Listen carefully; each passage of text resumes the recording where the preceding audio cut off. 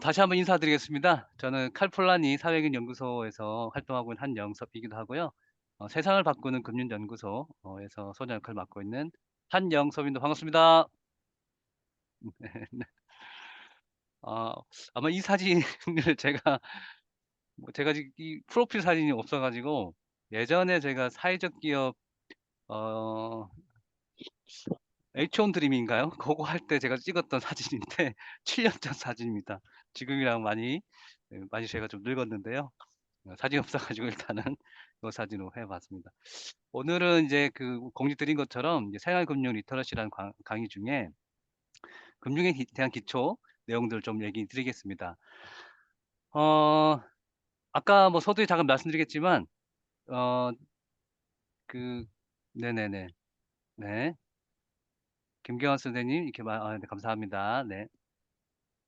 오늘 강의는 아주 기초 강의니까 내가 알고 있는 것이 잘 맞는 건지 내가 쪼끔 부족한 게 뭐가 있는지 '이 정도는 내가 너무 쉬운데?' 그러면 레벨이 높은 거니까 그거 염두에 두시고 혹시나 오늘 제가 얘기 드린 내용들이 너무 어렵다 그러면 큰일 나는 겁니다. 이 정도는 알고 계셔야 저희가 이제 금융 생활을 할 수 있을 것 같고요. 사실 사회적 금융에 포커스를 맞춘 강의는 아닙니다. 오히려 더 일반 주류 금융 어쩌면 뭐 재테크나 뭐 우리가 보통 이제 뭐 그 금융 교육하면 들을 수 있는 그 내용에서 약간 사회적 금융 내용들이 포함되어 있다 이렇게 들으셔도 좋을 것 같습니다. 사실 주류적 관점에서 어떤 게 바라보고 있는지도 굉장히 중요한데 고런 내용들을 중심으로 말씀을 드리겠습니다. 네. 저는 이제 그 금융 관련된 일은 꽤 오랜 시간 좀 거쳐 왔던 것 같아요. 뭐 다양한 이력이 있긴 한데 뭐 이력이 중요한 건 아니고 제 소개를 쪼끔 드리고 강의 시작해도 될 것 같아요. 왜 이런 강의를 준비하게 됐는지 그런 좀 배경과 관련됐는데 어 제가 이제 외부 강의 나갈 때 항상 하는 뭐 레파토리가 있습니다. 조금 뭐 제 강의를 들으신 분들은 지겨울 수도 있긴 한데 제가 사실 7살 때 아버지가 일찍 돌아가셨어요. 그 당시에 저희 어머니가 37 이었거든요. 애가 근데 이제 4 명입니다. 딸, 아들 중에 제가 막내. 그러니까 37에 남편이 하늘나라로 가 버렸는데 막내가 7 살이에요. 그게 접니다. 네. 그래서 요즘 얘기하면 한부모 가정이라고 하잖아요. 네. 뭐 그렇습니다. 네. 그리고 옛날에는 생활보호 대상자라고 불렀죠. 요새는 기초자 수급자라고 표현을 하는데 저는 생활보호 대상자의 아들이었어요. 네. 그러니까 어릴 때부터 돈 걱정이 쪼끔 뭐 있었겠죠. 네. 옛날에 어머니가 2천 원을 주고 우리 4명 그 형 누나들이랑 형이랑 저랑 나눠 먹고 그렇게 했던 기억도 나고 어쨌든 돈에 대한 관심이라고 할까요? 걱정이 쪼끔은 어린 나이에 좀 일찍 왔던 것 같아요. 잘 저희가 이제 형 누나들 모두가 실업계 고등학교를 나왔고요. 저 역시도 부산에서 실업계 고등학교를 나왔습니다. 그래서 어릴 때부터 빨리 이제 돈 벌어 가지고 '우리 엄마 호강시켜 드려야지.' 이런 생각이 있었던 것 같아요. 어쩌면 이제 이 일을 하게 된 배경에는 그런 이제 저의 어쨌든 어린 시절의 어떤 관점이 좀 있었던 것 같아요. 그래서 '돈을 빨리 벌어서 이런 가난을 좀 탈출하고 싶다.' 그런 마음이 좀 컸던 것 같기도 해요. 여차저차 해 가지고 제가 뭐 실업계 고등학교 나오고 뭐 야간 전무대 나오고 운이 좋아서 제가 삼성전자를 들어가면 저희 천안에 보면 LCD 만드는 공장 있죠. 제가 거기에 이제 정직원으로 2003 년도에 들어왔습니다. 네. 꽤 제가 어린 나이에 일찍 쪼끔 이제 자리를 잡긴 했는데 그때가 23 살이었던 것 같아요. 그럼 제 연식이 좀 나을 텐데 저는 이제 40이 좀 넘었습니다. 40 중반이 이제 되는데 사실 이제 그 보통 뭐 대기업 딱 나오면 이제 들어가면 인생 핀다고 하잖아요. 네 저도 그런 줄 알았습니다. 네. 대기업을 이제 들어가니까 정말로 뭐 급여도 괜찮았고 그 당시 제 친구들보다는 제가 일찍 자리를 잡게 됩니다. 제가 이제 고향이 이제 부산인데 제가 이제 술만 먹으면 이 사투리가 나옵니다. "맞나 아이가?" 하면서 이렇게 "맞다 아이가?" 하면서 이제 사투리를 이렇게 쓰는데 저랑 막 술을 드시면 이 사투리를 더 진하게 들으실 수 있는데 어쨌든 제가 이제 부산에 내려가면은 친구들한테는 굉장히 쪼끔 이제 뭐 우쭐할까요? 이제 뭐 술도 쏘고 뭐 그랬던 것 같아요, 부산 내려가면. 근데 이제 천안에서 이제 일을 하면 같이 이 동 뭐 어 뭐 회사를 다니는 동료들, 뭐 3년 전에 같이 다녔던 동료들, 그 당시 뭐 대리들, 과장들, 뭐 부장님들 이런 분들이랑 뭐 술도 마시고 이렇게 하잖아요. 근데 항상 했던 고민이 매번 술자리에서 나오는 안주거리가 돈 이야기였던 것 같아요. 네. 뭐 이제 뭐 직장 상사를 좀 씹는 것도 있었겠지만 그 당시가 이제 지금이랑 쪼끔 비슷한데 제가 이제 그 회사를 막 이제 다니고 2003 년, 4년, 5년, 6년 이때가 재테크 광풍이라 그럴까요? 부동산 경기가 막 이제 뭐 쪼끔 이제 그 올랐던 시기였고 천안에 이제 불당동이라고 있었는데 거기가 엄청 부동산이 핫한 시기였어요. 어쨌든 그런 여파인지도 여파인지도 모르겠지만 직장 생활하면서도 그 당시 과장, 부장, 뭐 대리 이런 분들이 항상 돈, 돈, 돈 얘기를 하시더라고요. 근데 그게 저한테는 쪼끔 이제 그 좀 고민거리였어요. 무슨 고민거리였냐면 사실 돈 문제 때문에 대기업을 이제 들어갔고 '아 이제 그럼 내가 어쨌든 돈 걱정은 쪼끔 사라지겠거니.' 하고 생각했는데 웬걸 대기업에 다님에도 불구하고 여전히 돈 걱정을 하고 있는 제 모습 혹은 이제 제 주변 동료들을 생각했을 때 약간 쪼끔 요새 얘기로 현타가 왔다고 할까요? 네. '아 내 5년 뒤, 10년 뒤, 20년 뒤의 모습일 텐데 10년 뒤, 20년 뒤에도 똑같이 돈 고민하고 있겠네.' 그런 고민이 좀 드니깐 약간 이제 붕 뜬다 그럴까요? 좀 생각이 쪼끔 이제 좀 다르게 된 것 같아요. 저는 실업계 고등학교 나오고 이제 야간 전문대를 나왔었어요. 지금도 최종 조 최종이 최종령이 야간 전문대 학교인데 사실 뭐 승진을 하거나 이런 거는 뻔하겠죠. 뭐 초대조를 나오고 뭐 박사학위를 따고 뭐 그래야 이제 뭐 상무 뭐 이렇게 임원을 달 텐데 저 같은 사람은 그런 경로가 어 거의 뭐 불가능하다고 볼 수 있을 것 같아요. 입사할 때부터. 그래서 고민이 좀 깊어졌어요. 그러니까 고민이 두 가지였는데 어쨌든 5년 뒤 10년 뒤에도 또 돈 걱정하고 있으면은 내가 그럼 이 기업에 들어간 목적이 돈을 어쨌든 그래도 잘 벌려고 했는데 그게 잘 안 되겠네. 그리고 근데 대기업에 다니는 사람은 어쨌든 지금도 뭐 삼성전자 다니면 꽤 연봉이 높은데 그 당시 제가 뭐 어쨌든 다녔던 때도 연봉이 낮지는 않았어요. 높았습니다. 괜찮았습니다. 근데도 불구하고 돈 걱정하고 있으면 '이게 뭐지?' 부산에 내려가면 친구들한테는 제가 우쭐해 가지고 돈을 쏘는 그런 위치였는데 막상 이제 같이 일하는 동료들끼리는 뭐 그런 뭐 돈에 쪼들리고 있는 거죠. '아 이게 뭘까?' 그래서 그때부터 돈에 대한 고민, 걱정 혹은 쪼끔 이제 다른 생각들을 좀 하게 됐던 것 같아요. 그래서 2008 년도에 회사를 때려치우고 뭐 때려치우는 과정도 뭐 좀 있었는데 때려치우고 이제 뭐 미래에셋생명이라고 하는 보험회사에 들어가서 보험 설계 일도 해 보고 다양한 활동들을 좀 거쳐 왔던 것 같아요. 그래서 2008 년도 공부를 시작한 거는 2005 년도부터 사실 재테크니 뭐 주식이니 뭐 부동산이니 이런 공부를 좀 시작했던 것 같아요. 꽤 이제 오래됐죠. 올해로 보면 뭐 십 몇 년이 넘은 것 같은데 나름 어쨌든 저는 뭐 하 학 뭐 가방끈이 길지는 않습니다, 솔직하게 얘기 드렸을 때. 근데 현장에서 제가 사람들 만나면서 느끼거나 제가 나름 공부하면서 알게 된 지식들을 오늘 여러분들께 조금 말씀을 드리려고 합니다. 참고로 오늘 제가 말씀드린 내용이 정답이다 뭐 이렇게 얘기할 수는 없을 것 같습니다. 다만 제가 10년 이상 이 현장에서 이제 뭐 좀 시천 얘기로 뭐 글로 먹었다 그럴까요? 그러면서 알게 된 내용들을 조금 종합적으로 좀 오늘 말씀을 드리도록 하겠습니다. 7 강이라고 하는 게 쉽지는 않은데 어떻게 하다 보니까 여러 가지가 쪼끔 쪼금 우리 참여하신 분들에게 좀 알려드리고 싶어서 꽤 긴 호흡을 가지고 이 강의를 좀 준비하게 됐는데 끝까지 참석하신 분들한테는 제가 특별히 뭔가 뭐 수료증이 수료증은 아니지만 뭔가를 쪼끔 할 수 있도록 하겠습니다. 네. 서두가 좀 길었는데요. 네. 그냥 본론으로 가 보겠습니다. 오늘 크게 한 4 가지 정도의 얘기를 드릴 겁니다. 제목이 저희가 금융 리터러시 아마 이제 리터러시란 말은 요사이에 쪼금 들어보셨을 거예요. 그러니까 정보를 어떻게 우리가 이제 비판적으로 수용하는 능력, 글을 읽고 쓰고 하는 능력 이런 것들을 리터러시라고 그러는데 그 앞에 금융이라고 하는 단어를 좀 붙여 봤습니다. 이게 뭐 신조어냐 뭐 그런 건 아닌데 어쨌든 이런 걸 뭐 통상적으로 쓰고 있는 건 아닌 것 같아요. 또 그런 얘기들을 쭉 해서 어떻게 이런 금융 지식들을 정보들을 삶에 적용할 수 있는지에 대한 계략을 말씀드리겠습니다. 오늘은 개론이라고 좀 보시면 될 것 같고요. 다음 주부터는 강론으로 조금 이제 들어가게 될 겁니다. 예. 자, 그러면 먼저 좀 퀴즈 한번 들을까요? 금융 지식을 우리가 배울 거니까 이 정도는 알고 계셔야 되는데 100만 원을 빌려가지고 10일 이후에 110만 원을 상환했습니다. 이때 이자율은 어떻게 될까요? 우리 이자율 굉장히 중요하잖아요.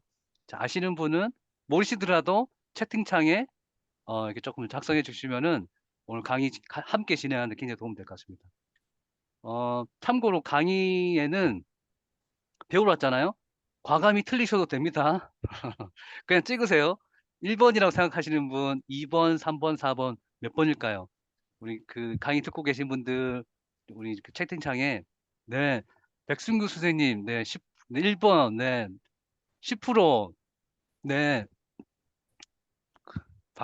박승규 선생님 10%, 박희연 선생님 1번, 네, 4번, 네, 3번, 네, 네네네네. 알겠습니다. 네. 이거 네, 피드백 감사합니다. 네, 다 듣고 계시네요. 네, 고맙습니다. 오늘 강의 재밌게 하실 것 같아요. 일단 정답은 나왔습니다. 정답이 있습니다. 역시 제가 존경하는 우리 김지영 선생님 365%. 네, 365%입니다. 3번이 정답입니다. 틀리신 분들 어떻게 할 겁니까? 우리 이자율 엄청 중요한데. 자, 이건 제가 조금 문제를 꼬아놨어요. 보통 우리가 이자율 하면은 연이자율을 얘기합니다. 자, 보통 우리가 이자율 어떻게 되냐고 연이자 이렇게 하잖아요. 앞에 사실은 이제 문제에서 연이자 이렇게 했어야 되는데 그걸 제가 일부 뺐고요. 잘 보시면은 100만 원을 빌려 11일만 썼잖아요. 근데 10만 원을 상환했단 말이에요. 그럼 이자만 10만 원을 냈습니다. 365일이 아니고 10일 동안 10만 원을 쓴 거예요. 자, 그러면 계산기는 단순하게 생각하시면 돼요. 하루에 만 원꼴이죠. 자, 하루에 만 원꼴이기 때문에 365가 정답입니다. 네. 자, 네. 여기까지 너무 뭐 이 정도는 알아야죠. 네. 근데 우리가 보통 이자율 계산을 우리 요즘에 다 뭐 금융 계산기가 있고 하다 보니까 우리 머리에서 잘 생각하지 않는데 이게 기초 중에 기초입니다. 우리 이자율이 뭔지. 근데 이거가 핵심은 아니에요. 자, 그러면 더 들어갈게요. 365%는 합법일까요? 불법일까요? 이게 중요해요. 뭐 또 뻔한 질문이겠죠. 네. 이런 질문하면은 네, 불법입니다. 네, 불법이에요. 자, 그러면 더 들어가겠습니다. 몇 퍼센트가 합법일까요? 요게 중요해요. 네. 이 이자율을 우리가 하는데 몇 퍼센트 이상 넘어가면 불법이고 합법이에요. 네. 남경화 선생님 25%, 네. 김지영 선생님 20%, 장석현 선생님 30%, 네. 뭐 다 안 하셔도 됩니다. 네. 한두 분만이라도 이렇게 말씀해 주시면은 그냥 신나서 할 수 있어요. 네. 정답은 역시 우리 많이 여기 술이 높으신데요. 이 정도 알고 계시면은 네. 20%가 네, 법정 최고금리입니다. 요거를 이제 법정 최고금리라고 하거든요. 법에서 정해진 최고금리. 우리나라는 이 법정 최고금리가 있습니다. 법에서 이만큼 이상은 받으면 안 된다라고 정해져 있어요. 근데 이게 옛날에는 2002년도만 하더라도 66%. 그러니까 우리나라 이자율 체계는 두 가지가 있습니다. 대부업법상 이자가 있고 이자 제한법상 이자가 있는데요. 대부업은 말 그대로 우리가 뭐 돈 빌려주고 이런 것들, 그러니까 기관들이니, 그러니까 금융회사들이 빌려준다 이런 걸 이제 대부업법에 의한 건데 그때는 66%였어요. 여기 보면 100만 원 빌리는데 이자만 1년에 66만 원을 내야 됐던 적이 있었어요. 굉장히 높죠. 그게 점진적으로 내려와서 현재는 네, 20%로 낮춰졌습니다. 네. 이거는 이제 문재인 정권 들어서 20%로 낮춰졌죠. 자, 그러면 20%까지가 합법이고 그 이상 넘어가면 불법이다. 이 정도는 우리가 금융 생활할 때 좀 알고 계시면 될 것 같아요. 그러니까 이제 내가 사실 우리가 그 4대 보험이 잘 되고 재산이 있고 소득이 있으면은 사실 이런 거 걱정 안 해요. 왜? 은행에서 잘 빌려주니까. 근데 내가 4대 보험이 안 되고 프리랜서고 소득이 별로 없고 재산도 없고 그러면 은행이 잘 빌려줄까요?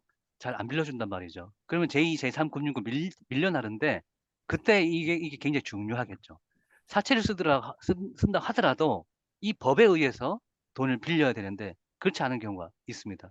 당한다는 거죠. 법에서 어쨌든 이걸 정해놓은 게 있으니까 우리가 이제 어, 임금도 최저임금이라 이런 게 있잖아요. 똑같습니다. 법에 이자율도 정해져 있다. 근데 이게 점진적으로 변화되고 있다. 이 정도만 알고 계셔도 많이 알고 계시는 건데. 자, 조금 더 가보겠습니다. 그런데 이 이자율 우리 오신 분들 우리 어쨌든 우리 같이 배우러 왔으니까 낮은 게 좋을까요? 높은 게 좋을까요? 이자율이 높아야 좋은 거예요? 낮아야 좋을까요? 네.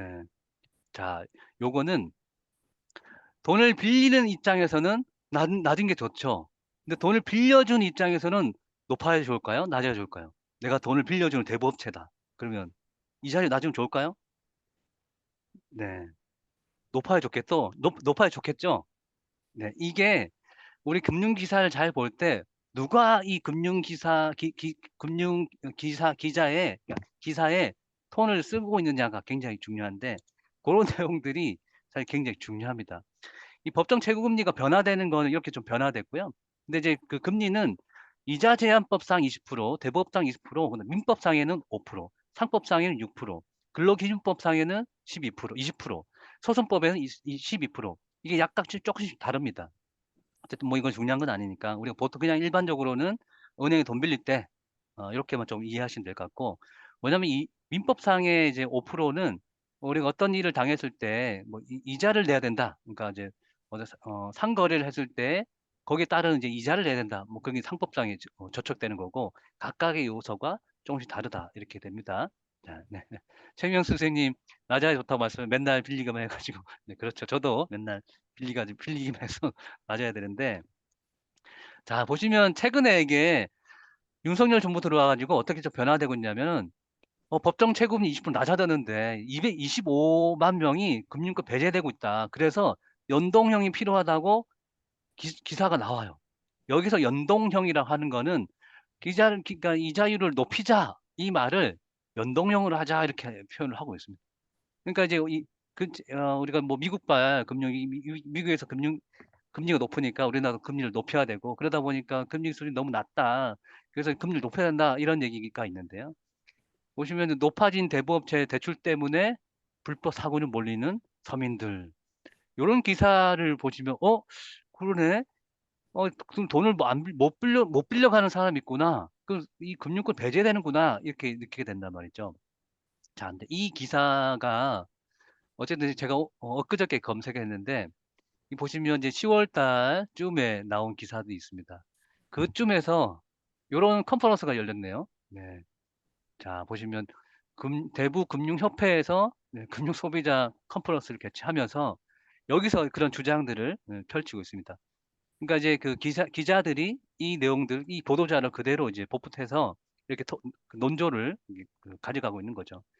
자, 어쨌든 우리가 그 금융을 접할 때 금융 기사로 굉장히 많이 이제 접하게 되는데 그 금융 기사가 누구의 위치, 누구의 어떤 눈높이에서 나가는지가 굉장히 중요할 겁니다. 이런 내용들 좀 보시면 좋을 것 같고요. 자, 근데 이제 이게 어떤 논리냐면은 최근에 이제 요 국회 입법조사처라고 있습니다. 그러니까 그 국회에서 여기는 어떤 뭐 법안을 만들거나 이럴 때 국회 입법조사처에서 그런 것도 사전에 보고서를 내기도 합니다. 거기서 이런 톤을 얘기합니다. 금리 인상기에 대부업 시장이 좀 괜찮은가? 그래서 법정 최고금리를 높여야 된다. 이런 주장들을 하는데요. 자, 이 주장은 어디에서 기인되는 거냐면 아까 그 기사를 보시면 이렇게 되어 있잖아요. 금융에서 배제되고 있다. 그러니까 이자율이 낮아짐에 의해서 그 대부업체들이 돈을 안 빌려준다는 거죠. 누구에게? 신용도가 낮은 사람들에게 돈을 안 빌려주고 있는 이 현상을 보고 이 전문가라고 하는 사람들이 어 이렇게 이 보고서를 썼는데요. 요 표가 제가 생각할 때는 가장 이 우리나라의 금융 시스템을 한마디로 설명하는 자료이긴 합니다. 요게 좀 잘 설명드리자면 금리가 낮아짐에 따라서 법정 최고금리가 이렇게 이제 형성이 되는데 어 이 차주들이라고 이제 우리가 표현할 수 있는데요. 여기 이제 배제된다. 그러면 요 금리를 높여야 여기 적정한 수준으로 올라온다. 그러니까 금리를 높여야 된다. 뭐 이렇게 이제 주장을 하는데요. 이게 뭐 오늘 뭐 경제학 시간은 아니니까 어쨌든 이런 논리를 펴니다. 이 논리는 다분히 그 시장 금융 기법이라고 할까요? 그 눈높이로 이제 보는 것인데요. 자, 그러면 이 문제는 어떻게 해결할 수 있을까요? 금리를 높이는 게 뭐 방법일까요? 돈 금융기관이 금융회사들이 돈을 안 빌려주면 안 빌려주기 때문에 반대로 금리를 높이는 게 맞는 건가요? 저는 다른 방법이 있다고 생각해요. 그 다른 방법이 앞서 잠깐 우리가 사회적 금융이 이런 얘기가 있었는데요. 그런 금융 기법들이 있죠. 그라민 뱅크라고 많이들 들어보셨을 겁니다. 아마 이제 사회적 금융이나 사회적 경제 영역에 있는 분들은 대부분 한두 번씩은 이제 들어보셨을 텐데요. 그라민 은행은 대표적인 사회적 금융 기관이라고 볼 수 있습니다. 마이크 크레딧이라고 하죠. 아마 이제 잘 알고 계시는 분도 계시겠는데 오늘 처음 접하는 분도 계시기 때문에 제가 좀 설명을 드리자면 원래 이제 은행에서는 돈 안 빌려주는 대상들을 그럼 여기는 차주라고 표현을 하기도 하는데요. 어쨌든 그 사람들에게 돈을 빌려주는 겁니다. 여기는 그라민 뱅크는 소액 자금을 연대 보증 형태로 빌려주는 그런 이제 그 금융기관입니다. 저희 그라민 은행의 이제 창시자가 유누스라고 하는 이제 분이신데요. 이분이 이제 그 노벨 평화상도 이제 받으셨죠. 이런 이제 그 배경이 있습니다. 요걸 이제 통칭해서 사회적 금융이라고 하는데요. 오늘 사회적 금융을 깊게 다루는 시간은 아니니까 어쨌든 이 핵심은 그렇습니다. 일반 주류에서 생각했을 때는 이제 금융 배제가 일어나니까 금리를 높여서라도 이 금융 배제된 사람들을 포섭해야 된다. 이런 논리를 이제 펴는데 그 말고 다른 주장 혹은 다른 방식이 있다는 거죠. 그걸 이제 사회적 금융. 뒤에서 다시 또 정확히 또 다시 설명을 드리겠지만 공공이 할 수 있는 역할, 시장이 하는 역할, 거기서 배제되는 배제되는 영역이 있습니다. 그 영역을 보완하기 위한 것이 통칭해서는 사회적 경제, 금융으로 얘기하자면 사회적 금융 이렇게 있을 수 있겠습니다. 우리나라에도 굉장히 많은 사회적 금융 기관들이 있습니다. 오늘 이제 참여해 주신 대구의 대구 사회가치연대 금융도 사회적 금융 기관의 중에 하나이죠. 요 이제 문진수 원장님께 쓰신 이 책이 있습니다. 시간이 되시는 분들은 한번 읽어보셔도 될 것 같고요. 작년에 저희 연구소에서 요 세미나도 이제 같이 했었는데요. 일단 이거는 오늘 사회적 금융을 얘기한 건 아니니까 조금 이제 가보겠습니다. 또 다른 방식도 있습니다. 아까 이제 제가 금융이 배제되는 사람들에게 다른 방식으로 금융을 조달할 수 있을까? 사회적 금융이라는 방식을 얘기했는데요. 근래에 이제 그 노동공제라고 하는 이름으로도 이게 조직이 되고 있습니다. 잠깐 설명을 드리자면 여기 이 카부키 상호공제회라고 하는 이 곳이 있는데요. 노동공제회를 설립했다 이런 기사가 나왔네요. 여기는 부산, 울산, 경남 지역에 있는 대리운전 하시는 노동자들이 만든 노동공제회라고 합니다. 이건 어떻게 이제 만들어지게 됐냐면 사실 그 대리운전 하시는 분들은 은행에 돈 빌려줄까요? 네. 당연히 안 빌려줍니다. 왜? 신분이 확실하지 않죠. 네. 4대 보험이 됩니까? 사실 그리고 시책 얘기로 대리운전 하시는 분들이 그들의 언어로 표현하자면 이제 거의 밑바닥이다 이렇게 얘기를 하세요. 재산이나 소득이나 이런 것들도 많이 없고 이런 분들이 보통 이제 그 대리기사를 많이 하신다고 합니다. 다 그런 건 아닌데 그러다 보니까 일반 그 주류 금융에서 돈을 빌리기가 굉장히 어려운 거죠. 빌린다 하더라도 아주 고금리로 빌리거나 아주 금액이 작거나 이런 문제들이 있습니다. 그리고 이제 이 대리운전 하시는 분들의 어떤 이제 노동 사각지대 그리고 노동복지 사각지대 이런 것도 굉장히 심한데요. 그런 문제를 해결하기 위한 방식으로 노동공제를 조직해서 17번 돈도 모으고 그 돈으로 사고비를 좀 내준다든지 소액대출 사업을 한다든지 이런 사업들을 하고 있습니다. 요건 제가 다음 기회가 됐을 때 이 공제 사업들은 조금 더 강의 중에 또 다시 드릴게요. 핵심은 그런 겁니다. 어쨌든 우리가 이제 금융에서 배제되는 사람들을 그러니까 그들을 위한 금융은 또 다르게도 작동될 수 있다라고 하는 것을 조금 말씀드리고자 이 사례를 얘기했고요. 좀 가보겠습니다. 지금 조금 옆다리를 좀 새끼를 빠졌는데 다시 또 돌아왔어요.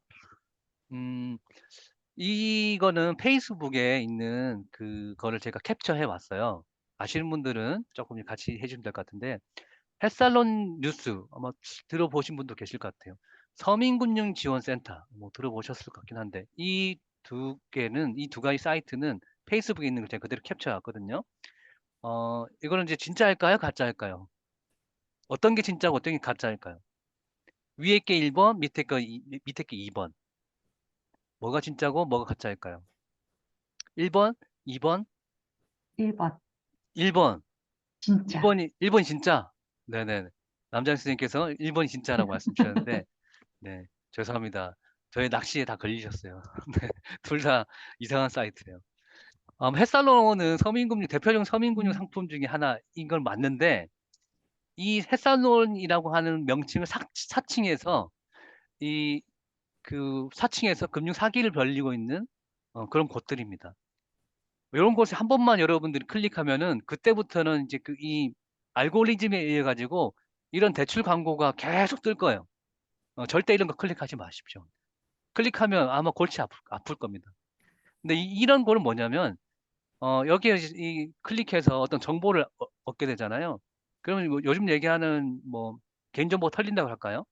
그러면 이제 나의 이제 휴대폰 번호가 막 돌아다녀요. 그러면 이제 이런 전화 받으신 분들 계실려나 모르겠습니다.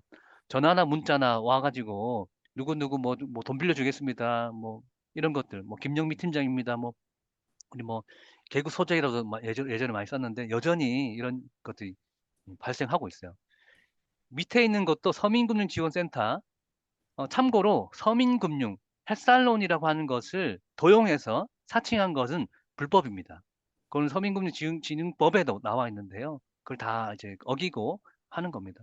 그러다 보니까 뭐가 진짜고 뭐가 가짜인지 구분하기 좀 어려운데 저 같은 사람은 이걸 매일 보다 보니까 뭐가 진짜인지 가짜인지 알아요.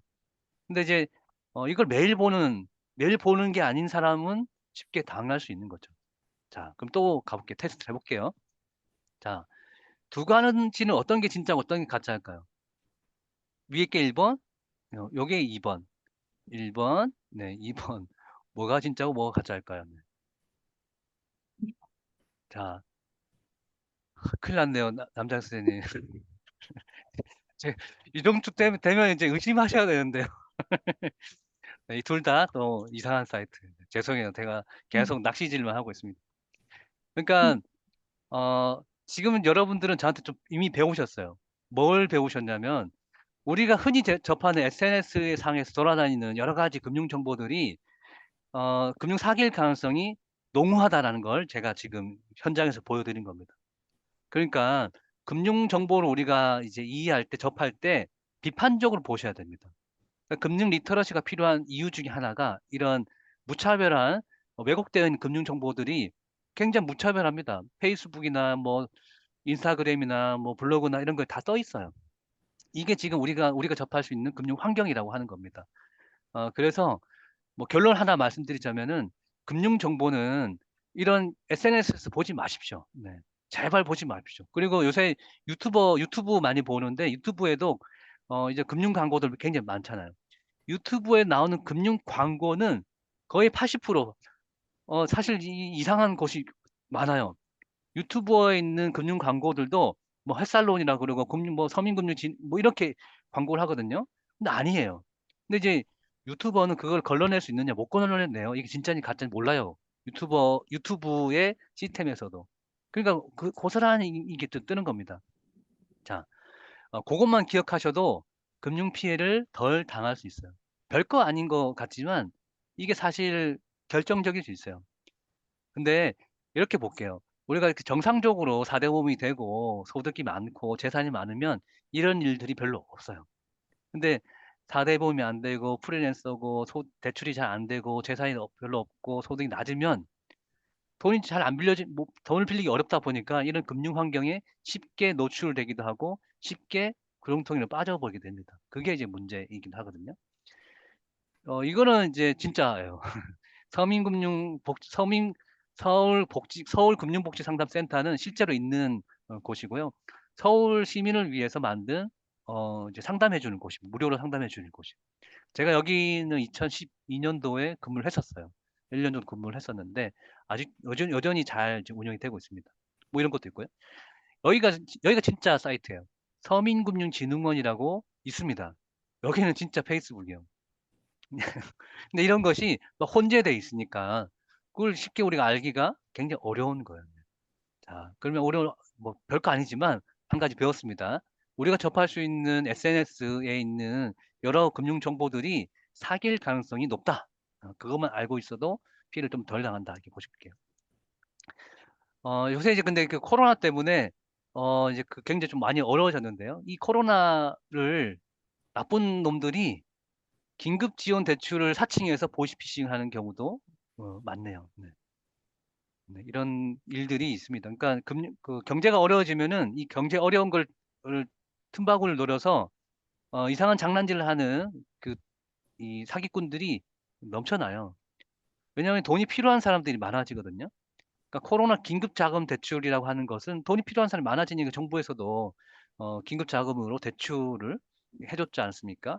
근데 그걸 노려서 돈 필요한 사람이 많으니까 그걸 노려서 금융 사기꾼들도 많아진다는 거예요. 이게 이제 굉장히 좀 우울한 얘기입니다. 아픔을 이제 좀 먹고 살고 있는 나쁜 놈들이 사실 있는데요. 요거 볼게요. 안녕하세요. 우리 귀하께서는 대상 의원이니까 시청하십시오. 자, 참고로 이런 문자 정부에서 안 보내요. 우리가 대출 받으세요 하는 거는 의심하십시오. 정부에서는 대출 받아라고 이렇게 노골적으로 안 합니다. 그냥 보도자를 뿌리거나 기사를 통해서 어떤 뭐 제도가 시행된다 이렇게 하는 뿐이지 직접적으로 문자를 보내가지고 이렇게 하는 경우는 없습니다. 그래서 이거는 이런 게 오면은 이제 바로 이제 스팸 처리하시고 신고하시고 이렇게 필요합니다. 이것도 다 요거는 제가 금융감독원에서 있는 거를 가져왔어요. 거기서도 똑같이 이런 것들을 계속 감시함에도 불구하고 계속 이런 게 뜹니다. 다 불법 광고거든요. 네. 자, 이렇게 이제 어쨌든 우리가 보고 있는 금융 환경. 이거는 인스타그램에 있는 걸 제가 좀 캡처해 왔습니다. 제가 매년 이걸 좀 추적하고 있는데요. 요거 보면 급전이라고 검색했을 때 제가 2, 3년 전에 했을 때는 118만 건이 있었어요. 그 다음 해에 보니까 급전이 124만 건이 있네요. 그 다음 보니까 141만 건이 있습니다. 이런 걸 눌러보면 이런 게 있는 거예요. 뭐 당일 대출, 무식사 대출 뭐 이런 게 있습니다. 아마 이제 이런 거를 처음 본 분도 계실 거예요. 처음 보는 분들은 잘 살고 있는 분이십니다, 사실. 이런 환경에 노출될 필요가 없는 거죠. 근데 이제 이게 어떤 사람들에게 노출되냐면은 저기 이제 후기 청소년이라고 하나요? 19살, 20살, 21살 이런 청년들에게 굉장히 많이 노출됩니다. 조금 옛날 말로 하자면은 비행 청소년. 정말 옛날 말, 요새 이런 말 쓰면은 정말 이제 큰일 나는데, 뭐, 이런 쉼터에 있는 청년들이라든지 굉장히 많이 노출이 됩니다. 제가 이제 청소년 쉼터에서 이제 강의도 나가고 상담도 했던 경험이 있는데, 이런 얘기를 하면 대부분 알아요. 혹시 여러분들 중에 내구재 대출이라고 혹시 들어보셨나요? 내구재 대출? 혹시 들어보신 분? 혹시 아니면 나는 모르겠다, 모른다, 그 말 모르겠다. 네.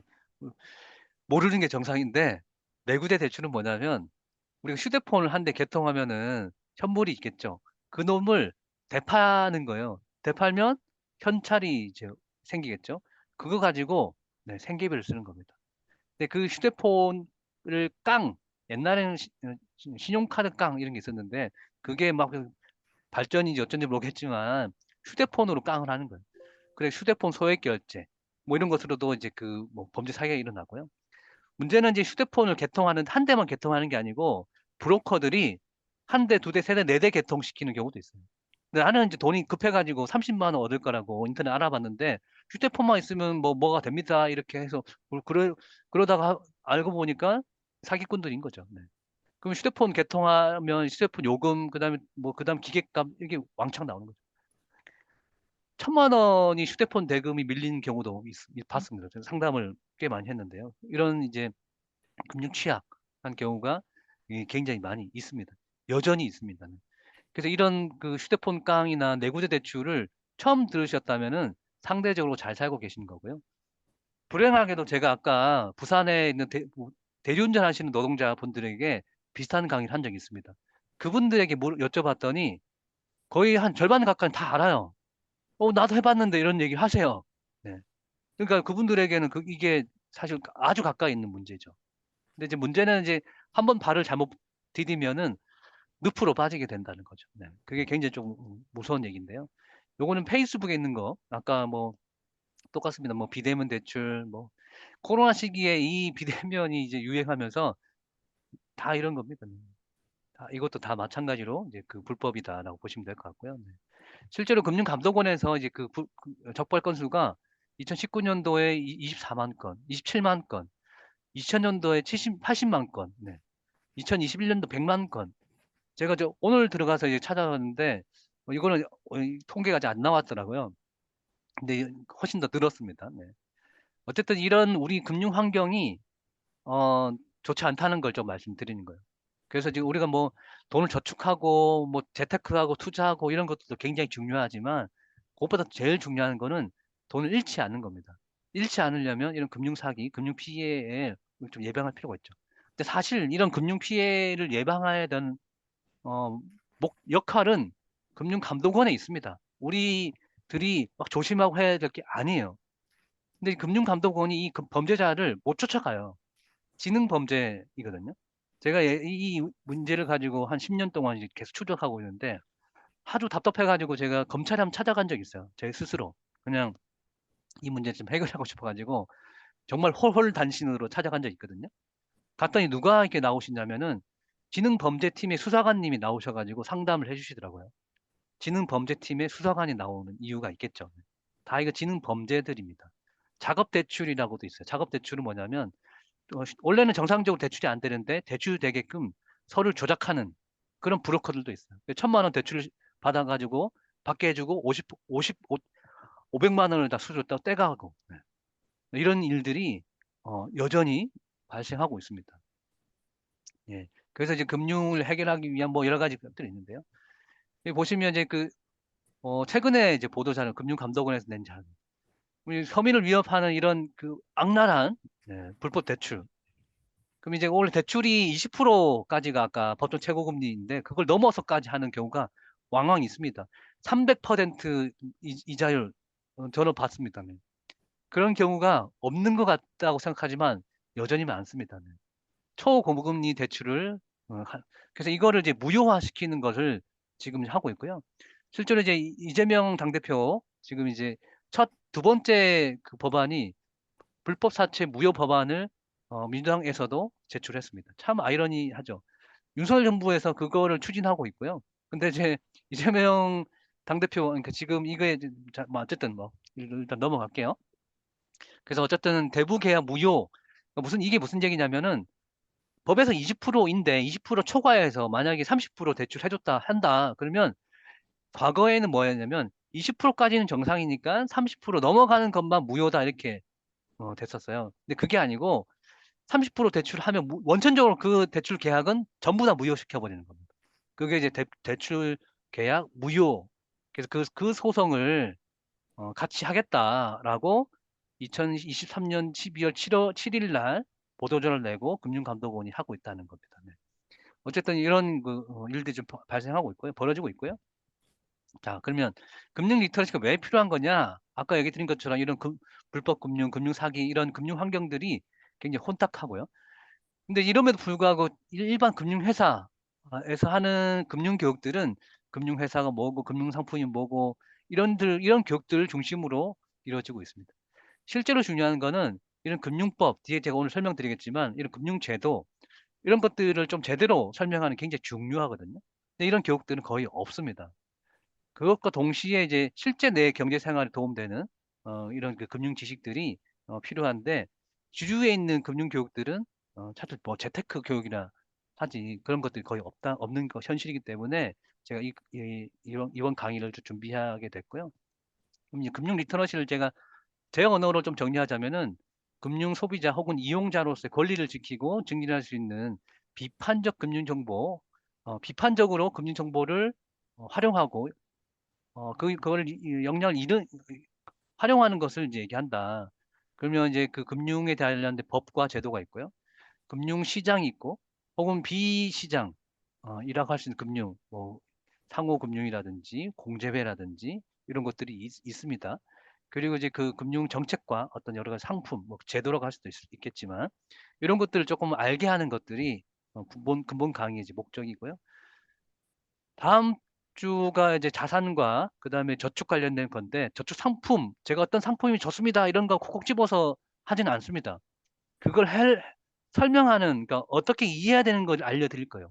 귀를 찾아 드리는 거지 어떤 상품이 좋으니까 "이거 가입하십시오." 이런 얘기는 제가 안 합니다. 예. 뭐 그걸 기대하셨다면은 쪼끔 뭐 서운해할 수 있겠지만 그게 아니라 고기 잡는 방법을 알려드리는 고런 것들을 한다라고 보시면 될 것 같고요. 일단 넘어갈게요. 실제로도 이제 금융소비자보호법이라는 게 있고요. 그 금융소비보호법상에 권리가 있어요. 우리의 권리가 있습니다.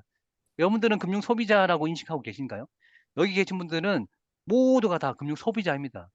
신용카드를 가지고 있거나 일반 은행에 계좌를 트고 있거나 대출을 가지고 있거나 투자를 하고 있거나 보험에 가입하고 있거나 대부분 해당이 되시죠? 그럼 다 금융 소비자입니다. 우리는 인제 그 금융 상품을 통해서 계약을 맺는 것이죠, 금융 회사와. 자, 그러면 금융 소비자로서의 금융 권리 기본적 권리가 있다. 어떤 권리가 있냐면 이제 그 부당한 영업에 따라서 재산을 손해받으면 그걸 보호받을 권리가 있고요. 잘 기억하십시오.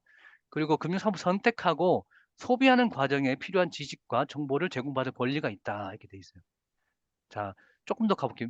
여러분들이 저축하고 있는 그 뭐 우리은행이든 국민은행이든 거기에서 그 돈이 어디에 쓰여지고 있는지 혹시 아시나요? 내가 내고 있는 예금이 어디에 쓰여지고 있는지 아십니까? 뭐 대출하겠지. 어디에게 대출해 줄까요? 저기 환경을 파괴하는 곳에 대출을 해 줄까요? 아니면 전쟁을 일으키는 곳에 대출하고 있을까요? 아니면 평화를 하는 곳에 대출해 주고 있을까요? 이런 질문들 한 번도 해본 적이 없을 겁니다. 그리고 금융회사에서는 그런 것들을 안 알려주죠. 그냥 뭐 "대출을 얼마만큼 해 줬다." 이런 정도밖에 없어요. 그래서 이제 ESG 이렇게 얘기하지 않습니까? 기후 위기 관련돼서. 그런 정보들도 쪼끔 공시가 될 필요가 있습니다. 이걸 기후 공시 이렇게도 얘기하는데요. 어쨌든 뭐 좀 넘어가서 금융 상품에도 그런 공시가 필요한데요. 아직 우리가 거기까지 가지도 않았습니다. 그래서 어쨌든 그런 정보를 제공할 권리가 있는 거죠. 뭐냐면 우리가 주장을 해야 되는 거긴 한데요. 이 얘기는 좀 다음에 또 드릴게요.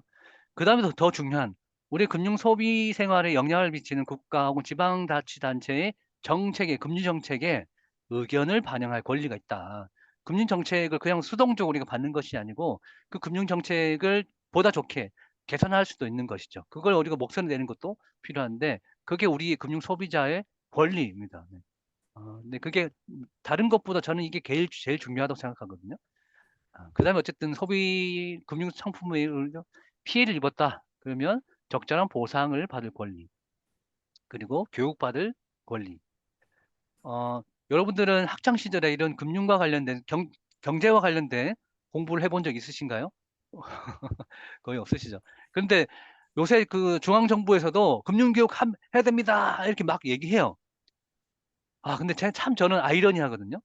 근데 이게 참 무서운 게 이 윤석열 정부가 얘기하는 금융 교육은 제가 한마디로 좀 단적으로 얘기하자면 금융 상품 교육이에요, 금융 상품 교육. 재테크 교육이거든요. 어떤 것이 더 뭐 우리 삶에 더 돈을 많이 벌어 줄 거냐 이런 교육들이 주류예요, 주류. 오늘 제가 얘기하는 어떤 금융 정책이 있고 어떤 법이 있고 그 법에 따라 우리는 어떻게 이제 그 행동해야 되는지 이런 것들을 교육시키지 않아요. 그래서 무서워요. "교육해야 된다." 얘기하면 저는 되려 무섭습니다. 그런 교육들은 안 하는 것보다 못 하거든요. 어쨌든 그런 상황이 있다. 참고로 저는 음 제 주장이 다 옳은 건 아니지만 저는 약간 진보 쪽과 가깝습니다. 그렇게 좀 이해하시고 좀 강의를 들으셔야 될 것 같아요. 뭐 100% 제 주장이 옳은 건 아니니까 여러분들이 여러분 머릿속으로 판단해 보시면 좋을 것 같아요. '이런 주장도 하는 사람이 있구나.'라고 이해하셔도 될 것 같습니다. 그리고 여섯 번째, 우리 금융 소비자로서 스스로 권익을 증진시키기 위해서 단체를 조직하고 이를 통해서 행동할 수 있는 권리가 있다. 네. 우리가 조직대의 권리가 있죠. 마치 노동조합처럼 금융 소비자도 단결해서 우리 목소리를 낼 필요가 있습니다. 금융 우리나라의 대표적인 금융 소비자 단체가 있나요? 예. 거의 없습니다. 시민단체 중에 이제 금융정의연대라고 뭐 그 정도 있고 금융 소비자를 막 지칭해서 하는 단체들은 거의 없고요. 굉장히 관변화되어 있습니다. 그건 뭐냐면 이제 정부의 입김에 맞춰서 하는 그런 것들이 있어서 이런 것도 좀 필요한데요. 일단 넘어가겠습니다. 자, 그러면 이제 금융을 우리가 쪼끔 제대로 한번 이해해 볼게요. 자, 아주 기초적인 거부터 제가 차근차근 얘기해 드릴게요. 벌써 시간이 벌써 8 시가 돼 버렸네. 제가 1 시간 안에 끝내려고 했는데 4분 4분 1 밖에 못 왔어요. 네, 빨리 하겠습니다. 빨리 하겠습니다. 자, 금융이라고 한 말. 자, 금융이라고 하는 거 여러분 다 이해하실 건데, 자, 근데 볼게요. 이 중에 틀린 말이 있다고 제가 해놨네요. 뭐가 틀릴까요? 채팅창을 통해서 한번 틀린 말 한번 찾아보십시오. 여러분들 채팅창에 제가 틀렸다고 했어요. 왜 이놈은 틀렸다 그러지? 다 맞는 말 아닌가? 네. 참고로 이거의 정의는 제가 제 페북에서 썼는데 금융위원회가 있습니다. 금융위원회 제가 뒤에 다시 설명드릴 텐데 어린이 누리집이라고 했는데 거기에 소개가 되어 있는 글입니다. 금융이란 그래서 네, 못 찾으셨나요? 뭐가 틀린지? 제가 틀렸다고 이렇게 과감히 얘기했는데요. 뭐가 틀렸냐면 금융이란 돈의 흐름 이거 맞아요. 맞는 말입니다. 근데 그게 금융회사를 통해서만 요게 저 단서입니다. 금융회사를 통해서만 우리가 금융 거래를 하고 있는 건 아니거든요. 예를 들자면 그 국책 금융기관도 있고요. 그런 걸 통해서 그 돈을 거래하기도 하죠. 그리고 개인 간의 거래도 하기도 합니다. 회사만 있는 게 아니죠.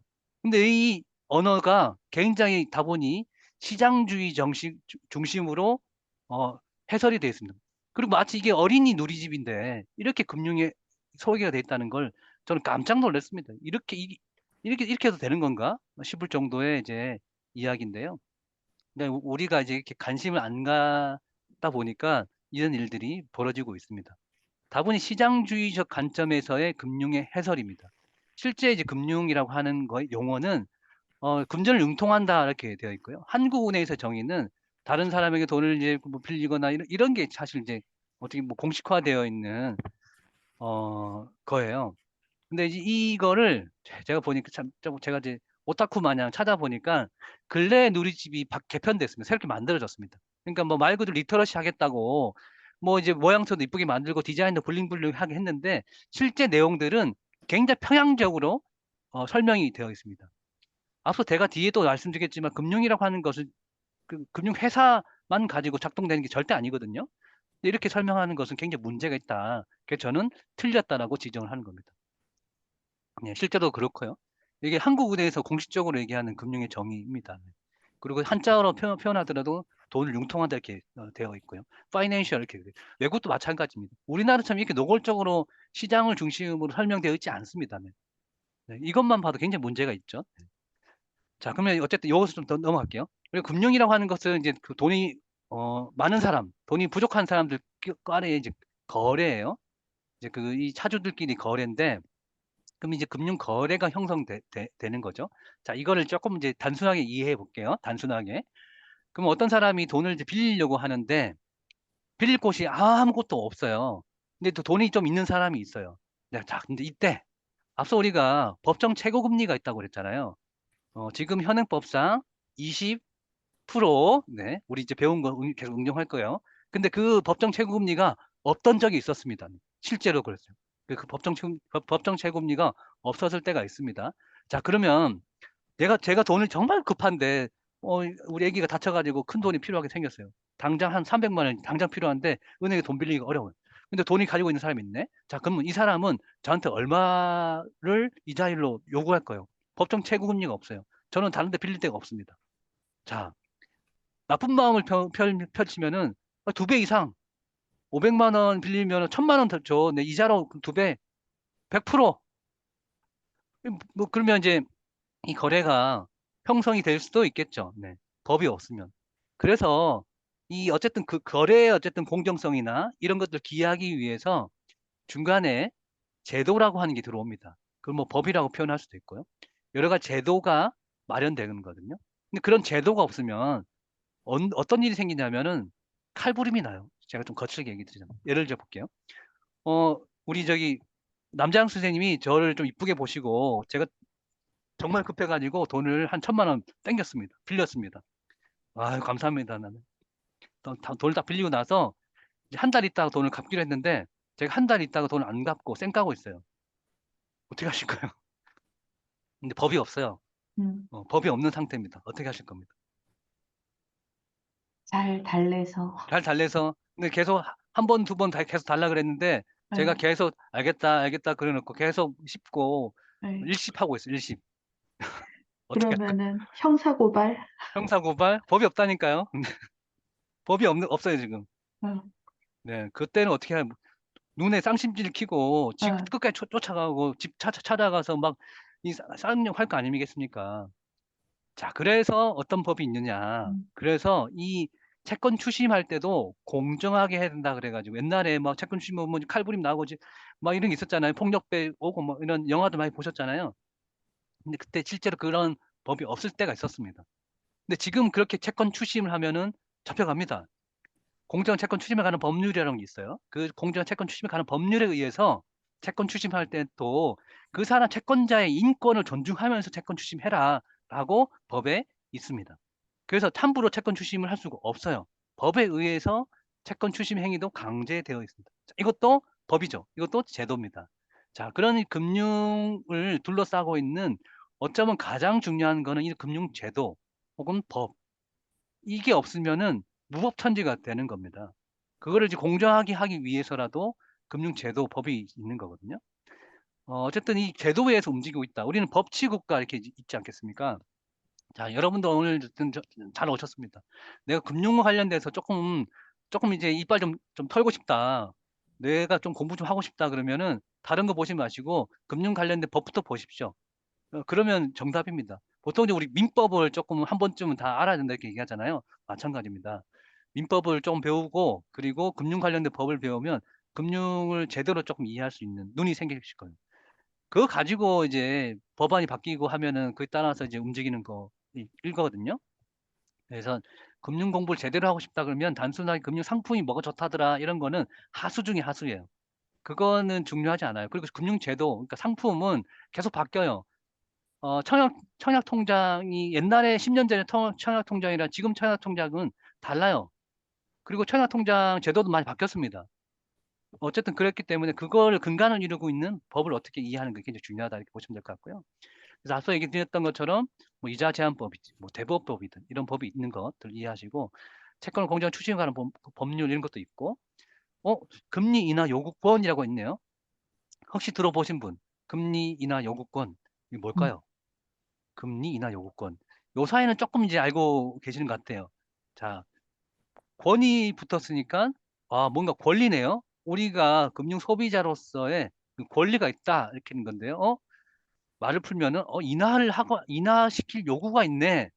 네, 그냥 제가 뒤에 다시 또 얘기 드리겠지만 제도를 읽을 때는 단순하게 하시면 거의 80%는 맞아요. 금리 인하를 시킬 수 있는 요구권, 권리가 있는데 어떤 거냐? 예를 들면 여기 대출을 일으켰어요, 처음에. 대출을 일으켰는데 이 계약 맺을 때는 3%로 계약을 맺었습니다. 근데 계약 맺고 난 이후에 제가 상황이 좋아졌어요. 승진을 했어요. 그랬더니 이제 뭐 신용 등급도 좀 좋아졌어. 그러면 처음에 했을 때보다는 신용 상태가 좋아졌기 때문에 이자율을 낮출 수 있습니다. 그러니까 원래 3%였다면 2.8%, 2.7% 이렇게 낮출 수 있다는 거예요. 그거를 요구할 수 있는 권리가 있다. 금리 인하 요구권. 그러면 개인 같은 경우는 이런 경우, 법인 같은 경우는 이런 경우가 있다면은 요구할 수 있습니다. 여러분들은 뭐 개인이기도 하고 법인일 수도 있고 개인 사업자일 수도 있지 않겠습니까? 만약에 대출이 있고 기간이 좀 오래됐는데 계속 이자가 근데 이거는 우리는 요구를 해야 됩니다. 내가 요구 안 하면은 은행이 알아서 알아가지고 아이고 이 신용 상태가 좋아지셨네요. 금리를 좀 깎아주겠습니다. 이런 얘기 안 해요. 이제 그냥 뭐 하는 척 합니다. 근데 우리가 어쨌든 그걸 알고 계속 요구를 하지 않으면은 이거 안 해줘요.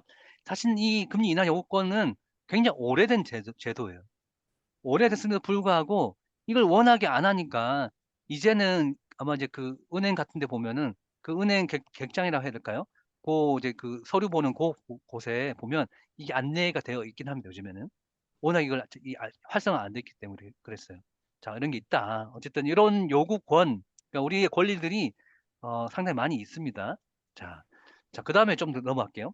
지금 뭐 하고 있냐면 금융에 대한 우리가 대략 숲을 제가 좀 그리고 있습니다. 금융의 이해를 돕고자 금융 거래가 있고 그 금융 거래를 잘 하기 위해서 금융 제도가 있고 그걸 기반으로 해서 금융 시장이 형성이 됩니다. 금융 시장은 뭔가 거래가 되는 거예요. 그러니까 돈이 거래가 되는 겁니다. 근데 그 돈이 거래가 될 때 크게는 두 가지로 나눕니다. 우리가 아마 사회 시간에 배웠을 겁니다. 아마 중학교 정도 되면 아마 배울 것 같은데요. 직접 금융이 있고 간접 금융이 있습니다. 아마 좀 기억을 더듬어 보시면 다 아실 거예요. 요 정도 다 아실 것 같아요. 간접 금융은 뭘까요? 간접적으로 뭔가 금융 거래를 하네? 그럼 뭔가 중간에 금융기관이 끼는 겁니다. 금융회사들이. 대표적으로 은행으로 얘기해 볼게요. 은행은 우리가 돈이 필요하면 은행 가가지고 돈을 빌리잖아요. 은행에 있는 누가? 예금자들이 돈을 이제 넣는단 말이에요. 그렇게 이제 은행에서 예금자와 대출자가 은행을 통해서 만나는데, 직접 금융은 내가 돈이 필요하면은 직접 내가 돈을 구해오는 겁니다. 돈 있냐? 돈 있냐? 돈 있냐? 이렇게 얘기하는 거겠죠.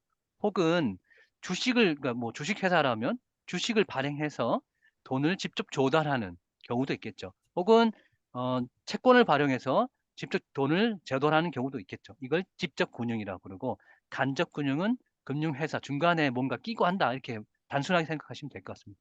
자, 여기서 이제 요즘에 조금 더 뭔가 새로운 게 또 나타났어요. P2P 금융이라고 혹시 들어보셨나요?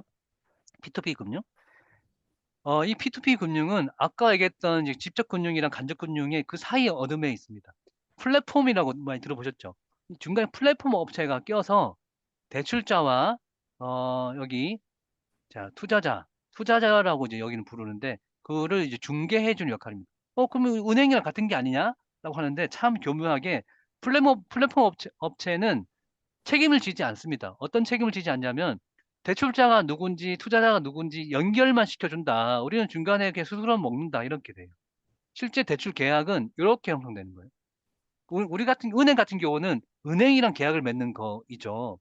일반 우리가 이제 그 예금자랑 계약을 맺는 게 아니죠. 근데 이제 P2P는 플랫폼 업체랑 계약을 맺는 게 아니고, 중간에 이렇게 대출자와 투자자가 연결이 돼서 이렇게 계약을 맺는 겁니다. 그러니까 만약에 내가 돈을 빌려줬는데 못 받고 있다. 그럼 플랫폼 업체는 내 책임 아닌데? 이렇게 됩니다. 요게 P2P 금융이에요. 근데 이게 마치 신진 금융처럼 느껴지기도 하거든요. 근데 이걸 제가 좀 왜곡되게 뭐 설명도 하기도 했는데, 요거는 사회적 금융에서도 뭐 키바라든지 여러 가지 모델이 있습니다. 근데 이걸 자본화되면서 나쁜 놈들이 좀 많이 생겼어요. 보시면 이제 허위 투자 상품을 게시해 가지고 투자자 895명을 보도 500억이 넘는 돈을 검찰에 송치됐다. 이런 기사가 나오네요. P2P 대출 상품을 통해서 이렇게 사기가 일어나기도 합니다. 그래서 금융감독원에서도 P2P 상품을 할 때 이런 것들을 유의해라라고 제가 얘기한 게 아니고 금융감독원에서도 이렇게 얘기를 하고 있습니다. 자, 그러면 P2P를 통해서 우리가 알 만한, 사실 뭐 사회적 금융 쪽에서 몇 군데 있긴 한데, 그런 거 제외하고 그냥 일반적으로 우리가 돈 벌어줄게 라고 하면서 P2P 금융 이렇게 얘기하면, 지금은 하지 마십시오. 그냥 제가 노골적으로 얘기 드리자면은, 어 제가 뒤에 다시 말씀드리겠지만, 금융을 우리가 어떤 상품을 이제 선택할 때 제일 중요한 거는 내 머리로 알 수 있어야 됩니다. 금융 상품을 우리가 뭔가 전달받았는데 뭔가 잘 모르겠어. 그러면 가입하지 마십시오. 아는 것만 해도 됩니다. 어, 굳이 모르는 거를 우리 위험 부담해 가면서까지 할 필요는 없습니다. 그냥 이제 단순하게 생각할 때는 그냥 하지 마십시오. 이렇게 제가 노골적으로 얘기를 드립니다. 제가 특히 청년들 강의를 꽤 많이 나가는데, 그때는 정말로 강하게 얘기합니다. 그리고 절대 쳐다보지 말라고. 네, 함부로 쳐다보지 말고 그냥 청년기에는 그냥 저축만 해도 다행이다, 이렇게만 얘기하는데 뭐 실제로 그렇고요. 자, 어쨌든 넘어갈게요. 자, 그러면 요걸 바탕 우리가 뭘 제대로 배워야 되는 거냐면, 앞서 얘기했던 금융기관이 어떻게 형성돼 있고 금융회사가 뭐고 금융소비자는 어떻게 대응해야 되는지, 요 내용들을 조금 말씀드릴게요. 금융상품이 어떤 게 좋다 나쁘다는 뭐 제가 다다음 시간에 뭐 몇 군데 좀 집어지겠지만, 그거보다 더 중요한 걸 좀 말씀드릴게요. 자, 금융과 관련된 여러 가지 기관들이 많습니다. 아마 이 정도는 여러분들 다 알고 계실 거라고 생각하는데, 그냥 확인하는 차원에서 조금 여쭤볼게요. 금융위원회는 뭐 하는 곳일까요? 금융위원회. 들어는 보셨을 거예요. 오늘 뭐 강의를 들으시는 분들 정도라면 뭐 들어보시지 않았을까 싶은데, 예. 금융위원회, 난 잘 모르겠다. 나는 들어는 봤다. 네. 일단 시간이 없으니까 제가 좀 얘기 드릴게요. 금융위원회는 이렇게 설명이 되어 있는 혁신적 금융, 포용적 금융, 신뢰받는 금융, 금융위원회에 떠 있는 걸 제가 오늘 캡처해 왔습니다. 금융산업의 선진화와 금융시장 안전을 깨하고 어쩌고 무슨 말이 참 어렵네요.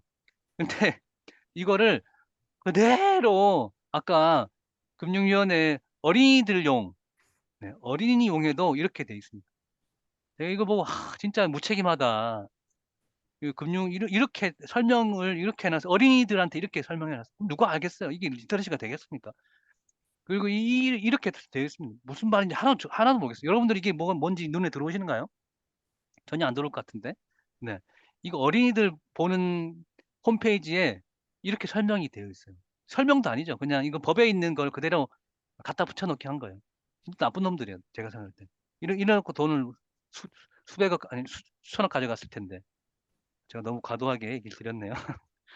제가 분통이 터져가지고. 자, 이렇게 설명이 되어 있어요. 금융위원회는 이거 제가 한 게 아니고 아까 금융위원회 어린이들이 보는 홈페이지입니다. 그 금융정책 외국화는 취급하는 금융감뭐 뭐죠?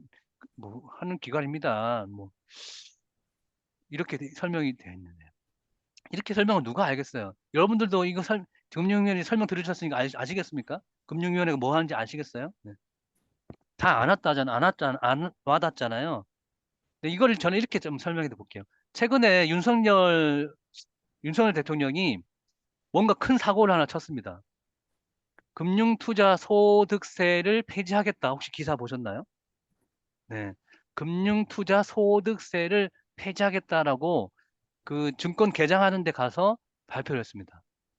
요 그림인데 금융투자소득세 폐지 추진. 네. 기회의 사다리 어쩌죠. 금융투자업계 수건이 해소되나. 네.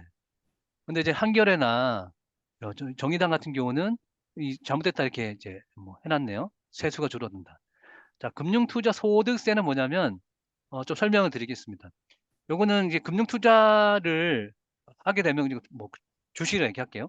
주식해가지고 5천만 원 이상 소득이 발생되면, 그러니까 투자 금액이 5천만 원이 아니고 저는 그것도 없는데 이익이 소득이 5천만 원 이상 발생되면 그 소득의 20%의 과세를 하겠다가 이제 금융투자 소득세의 골자인데요. 단순하게 설명드리면 이거는 문재인 정부에서 추진이 됐던 겁니다. 원래 이제 추진을 하려고 했다가 유예를 시켰어요. 그 유예도 안 하겠다 이제. 그러니까 아예 폐지시켜 버리겠다고 최근에 윤석열이 발표를 해버렸어요. 이 정책은 제도는 그러니까 조세 제도인데요. 전체 투자자 중에 한 1% 정도가 해당이 된다고 합니다. 그걸 세수로 치자면 한 3조 원 정도 되거든요. 전체 한 15만 명 정도 되는데 그 사람들의 그러니까 전체 투자자 중에 1%만 해당되는 금융투자 소득세도 안 하겠다. 이렇게 되는 겁니다. 자, 그러면 이거를 해야 될까요? 말아야 될까요? 자, 볼게요. 잠깐만. 이걸 왜 말씀드리냐면 이 정책 설계를 누가 할까요? 이거를 누가 주도를 할까요? 이거는 두 개 부처가 걸쳐서 합니다. 금융위원회랑 그다음에 기재부가 이거를 관장을 하거든요. 근데 금융투자소득세는 금융위원회가 주도적으로 안을 만듭니다. 금융위원회에 보면 이제 그 보도자료를 나는 있습니다. 그거 보면은 이런 것도 검토를 이미 이제 오랫동안 했어요. 시행도 하려고 이제 준비해 놨습니다. 근데 이제 말 그대로 갑툭튀, 네. 윤석열 정부가 1월 2일 날 증권시장 개장하는 데 가서, 네. 금융투자소득세를 폐지시켜버리겠다. 안 하겠다는 거죠. 폐지가 아니에요. 원래 하고 있던 게 아니고 하려고 했던 것을 안 하겠다 이렇게 해버립니다. 자, 그럼 이거는 좋은 일일까요? 나쁜 일일까요? 이 금융투자소득세를 폐지하는 것은 세금을 걷지 않는 것은 좋은 일일까요? 나쁜 일일까요? 나쁜 일이요. 네. 우리 민들레 선생님 나쁜 일 말씀해 주셨는데. 자, 이거는 내가 어느 위치에 있느냐에 따라서 다르겠죠. 내가 만약에 저 투자자 1% 안에 들어간다. 그러면 와, 좋아할 일 아니겠습니까? 근데 내가 투자자도 아니고 그러면 아니 소득 있는 곳에 세금이 있는 이 조세 형평성이라고 하는 측면에서는 반드시 걷었어야 되는 건데 그동안 안 걷고 있던 건데 라고 본다면 이건 굉장히 나쁜 거죠. 네. 그러니까 이제 그 정책을 볼 때 우리가 어떤 위치에 있느냐에 따라서 그 정책이 좋을 수도 있고 나쁠 수도 있는데 저 같은 사람 입장에서는 굉장히 나쁜 일을 융성정부 한 겁니다. 조세 형평성 측면에서도 어긋나는 일이고요. 우리 조세는 말 그대로 소득 있는 곳에 세금이라고 하는 이런 게 이제 원칙이죠. 그거를 위배되고 있는 겁니다. 제가 이거를 조금 뭐 좀 몇 가지 좀 세면 요새 AI 인공지능 막 유행하잖아요. 구글에 바드라고 있습니다. 혹시 뭐 해본 적 있는지 모르겠어요. 구글에서도 AI 인공지능을 만들었거든요. 그 바드라고 하는 프로그램이 있습니다. 거기 이제 들어가서 제가 이 금융투자 소득세 논란에 대해서 바드한테 설명 좀 해봐라고 했거든요. 자, 금융 공부를 여러분들 이제는 인공지능 가지고도 할 수 있습니다. 자, 그런데 이걸 잘 다뤄야 돼요. 프롬프트라고 얘기하거든요. 여기 이제 이 프롬프트에 어떻게 입력하냐에 따라서 결과물이 다르거든요. 그래서 이제 프롬프트에 질문하는 것이 그 사람 역량에 이제 달려져 있습니다. 저는 금융투자 소득세에 대한 설명을 어떻게 해달라고 했냐면은 진보와 보수를 나눠서 설명해 달라 이렇게 해봤습니다. 그래서 이제 질문을 금융투자 소득세에 대한 진보와 보수의 입장을 설명해 달라 이렇게 했거든요. 그랬더니 이렇게 나옵니다. 금융투자 소득세는 어쩌고저쩌고 해가지고 문제해서 하려고 했다. 자산 불평등 해소하고 뭐좀 하기 위한 목적 마련됐는데 보수는 부자 증세이기 때문에 하지 말아야 된다. 금융투자 소득세는 경제를 저해할 수 이게 이제 사실 자본의 논리랑 똑같은 거죠. 그래서 과세를 지나치게 하기 때문에 부담을 줄 수 있다라고 하는 것이 보수적 입장이고요.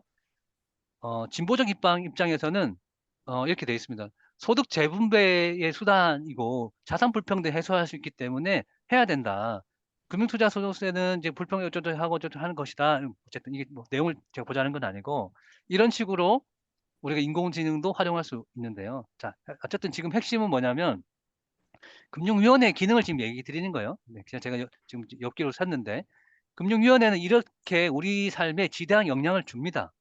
금융위원회만 제대로 우리가 알고 있어도 세상이 돌아가는 혹은 이 금융자본주의가 돌아가는 일들을 상당 부분 많이 이해할 수 있거든요. 근데 이제 그걸 잘 우리가 보지 않죠. 앞서 얘기했던 것처럼 굉장히 피상적으로 접근을 하기도 있고요. 넘어가서 보면 자, 여러분들이 금융 공부를 조금 제대로 하고 싶다. 잠깐요. 네. 요 놈을 볼게요. 금융위원회 홈페이지 들어가시면은 보도자료라고 있습니다. 아마 보도자료 여러분 좀 뭐 들어보셨을 텐데, 뭐 보도자료를 써본 분도 계실 것이고, 어쨌든 정보에서 하고 있는 보도자료는 굉장히 중요한, 저한테는 보물 같은 거예요. 왜 보물 같은 거냐면, 정책이 어떻게 변화되는지를 조금 이제 따라갈 수 있습니다. 이 보도자료를 누르면은, 보도자료 관련된 쭉 뜨네요. 최근에 뜬 게, 오늘부터 아파트 주택담보대출 쉽고 편리하게 갈아탈 수 있다. 여러분들 아파트 담보대출 가지고 계시나요? 전세자금 대출 가지고 계십니까? 이자가 높으면은 낮출 수 있답니다. 그 갈아타기를 손쉽게 할 수 있는 것이 있다고 하네요. 뭐 이런 게 이제 바뀌고 있습니다. 자, 요게 이제 요 보도자료인데요. 아파트 주택담보대출은 1월 9일부터, 전세자금 대출은 1월 31일부터 온라인 원스톱 대환대출 인프라를 통해서 갈아타기를 할 수 있다 이렇게 돼 있네요. 네. 뭐 이거 오늘 뭐 자세히 설명드릴 건 아니고 이렇게 이제 금융위원회가 이런 정책들을 펼치고 있기 때문에 우리 삶에 지대한 영향을 미치고 있다. 그러니까 기사로 여러분들이 이거 접하실 텐데 기자들은 이 보도자료를 가지고 그거를 기사화시키는 것이죠. 그럼 이 뭐가 찐이냐면 이 보도자료 보는 것이 찐입니다. 다른 거 볼 필요가 없어요. 아까 얘기했던 뭐 SNS니 뭐 유튜브니 이런 것들 볼 필요가 없어요. 그냥 이 보도자료만 제대로 이해해도 굉장한 어떤 그 지식이 쌓이실 겁니다. 제가 아까 그래서 이제 그 뭐 하나 보내드렸잖아요. 올해 바뀌는 금융제도. 요것도 이 보도자료에 있는 곳에 다운을 받아서 여러분들한테 드린 거예요. 그러면 2000 올해부터 바뀌는 뭐 금융제도 해서 아까 얘기했던 대출 인프라 바뀌는 거, 청약 도약 계좌. 제가 시간이 없다 보니까 말이 계속 꼬이고 있네요. 천천히 하겠습니다. 청년 도약 계좌. 네, 이거 청년들 만약 지금 오늘 듣고 계신 분들 중에 청년이 있다면 유심히 보셔야 되겠네요. 육아휴직급여도 뭐 이렇게 하겠다. 요건을 인정하겠다. 뭔가 바뀌네요, 제도가. 저리 대환 대출 확대 개편. 우리 저리 대환이 있었는데 확대 하겠다. 네. 개인 채무자 보호 강화. 이거 굉장히 중요합니다. 작년에 개인 채무자 보호법이라고 하는 것이 통과가 됐어요. 올해 이제 시행되는데요. 2024년 10월 달에 시행이 됩니다. 요거는 내가 만약에 그 채무를 지고 있는데 과도하게 채권 추심을 받거나 과도한 이자를 받고 있다라고 한다면 그거가 조금 이제 바뀌는 겁니다. 그리고 뭐 팩토링 확대, 뭐 배당 제도 개선 뭐 이런 게 있네요. 요건 제가 그 자료 그 PDF 파일로 보내드렸으니까 그런 내용들을 한번 읽어보시면 될 것 같아요. 아, 대략 이런 내용들이 진행돼 있구나. 그 PDF 자료를 보시면 꽤 분량이 있긴 합니다. 그 내용 보시면 언제 어떤 정책들이 어떻게 이제 시행되는지가 자세히 서술이 되어 있으니까 그것만 따라 모니터링 하셔도 굉장한 조금 이제 선지적으로 대응할 수 있는 것이죠. 더 나아가서 다음에 제가 이제 금융 투자 관련된 얘기도 하겠지만 그 금융 제도가 바뀌는 게 5개년 계획, 3년 이런 게 다 있어요. 그 산업 정책도 다 나와 있습니다. 그것만 보더라도 투자를 어디에 어떤 방향으로 해야 되는지가 사실 눈에 보여요. 단타 투자하려면 안 보이거든요. 근데 이제 이 시장이 읽어가는 혹은 제도가 바뀌는 것은 법에 따라서 몇 년 계획 이런 게 다 있지 않겠습니까? 우리가 사회적 경제 기본 계획 뭐 이런 것도 있듯이 산업 계획도 다 기본 계획이 다 있어요. 큰 범주는 바뀌지 않거든요. 어쨌든 그런 것들만 보더라도 투자 의사결정을 할 때도 굉장히 큰 어쨌든 투자 의사결정을 잘할 수 있고 뭐 이런 거 있죠. 네. 그걸 또 다음에 얘기 드릴게요. 자, 방금 금융위원회만 가지고 제가 설명을 드렸는데 이것만 있는 게 아니죠. 금융감독원 제가 이제 하나하나 다 설명을 못 드릴 것 같고 대략만 설명드릴게요. 금융감독원은 뭐 하는 곳일까요? 금융감독원은 뭐 복잡하게 설명할 수 있는데 단순하게 설명하면 이렇게 제가 계속 우리 남자영 선생님이 제 화면을 보여가지고 남자영 선생님 그 보험 혹시 가지고 계시나요? 네. 네. 만약에 보험을 가입하셨는데 팔이 부러지면은 원래 100만 원 받기로 했어요. 근데 이제 팔이 부러졌는데 보험회사 이놈들이 100만 원을 안 줘요. 어떻게 하실 거예요? 100만 원 안 줘요. 근데 원래 팔 부러지면 100만 원 준다 그랬는데 약관에 안 주네요. 고민이네요. 화가 나잖아요. 네. 그러면 소비자 보호원에다 일단 상담을 좀 해볼까요? 네네네. 그겁니다. 네, 맞습니다. 금융감독원이 그 총괄하는 기관입니다. 우리가 음, 금융 피해를 입거나 우리 계약을 맺었는데 그 계약이 잘못됐다라고 한다면 그걸 어디 따져요? 금융회사 백날 따져봐야 우리가 져요. 거기는 자본이 많고 돈이 많은 곳이니까 우리가 어떻게 이기겠습니까? 그래서 중간에 금융감독원이 있는 겁니다. 그래서 우리가 금융 음, 피해를 입었으면 금융감독을 활용해서 우리 금융 피해를 이제 줄일 수도 있고 음, 보상을 받을 수 있고 하는 거죠. 그리고 금융감독원의 또 중요한 기능은 이 금융회사들이 일을 제대로 하고 있는지 안 하고 있는지를 감시하는 일을 합니다. 금융감독원이. 나쁜 금융상품을 만드는 건지, 이상한 금융상품을 뭐 그런 것들을 금융감독원이 하는 거 굉장히 중요한 역할이죠. 그래서 금융감독원이랑 금융위원회는 별도의 의사결정 구조를 가지고 있습니다. 어쨌든 그런 곳이고, 한국은행은 뭐 하는 곳일까요? 한국은행은 쉽게 설명드리자면 통화 발권 기능이 있고 저저저저 있는데 그냥 우리 생활과 직접적으로 얘기하자면은 한국은행의 여러 가지 기능 중에 이자율을 결정하는 기준금리라고 하는 것을 한국은행이 결정하죠. 근데 이게 우리 삶에 왜 이제 중요할까요? 예를 들자면 우리가 대출을 일으켰는데 그 대출이 변동금리라고 한다면 변화된다는 거잖아요. 그 금리가 올라가면 내가 이자를 원래 10만 원 낼 거를 12만 원, 13만 원 내야 된다. 이게 이제 그 이자가 높아지면 되는 거죠. 그러면 그 변동되는 것이 어디에 연동되는 거냐? 뭐 다 알고 계시겠지만 한국은행의 기준금리에 의해서 변동되는 겁니다. 한국은행의 기준금리가 높아지면 나의 대출의 금리도 높아지는 거예요. 그러면 한국은행이 이제 금리를 높일 것인지 말 것인지 우리의 경제 삶에 굉장히 중요하겠죠. 이거는 내가 대출을 가지고 있거나 기업을 운영하고 있거나 혹은 기업을 돈을 조달해야 된다든지. 그래서 이 한국은행의 기준금리에 따라서 막 굉장히 어떻게 뭐 경제가 바뀌는 거죠. 또 더 들어갈게요. 우리 그러면 한국은행 기준금리는 또 뭐에 따라서 움직이냐? 미국의 또 이제 그 금리에 따라서 또 움직여요. 커플링이라고 이렇게 얘기하죠.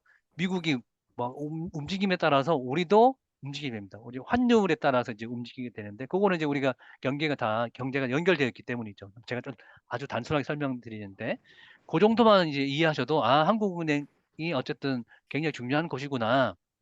한국은행에서 어쩌고저쩌고 금리를 어쩌고저쩌고 한다더라라고 한다면 흘겨들이지 마시고 한국은행의 그 기사를 혹은 보도자료를 좀 꼼꼼히 읽어보시면 대략의 흐름들을 안 올린다더라. 그러면 내 어쨌든 뭐 대출 의사결정이든 뭐 투자 의사결정이든 할 때 굉장히 좀 유용하게 의사결정을 하시겠죠. 네. 그게 한국은행을 활용하는 법입니다.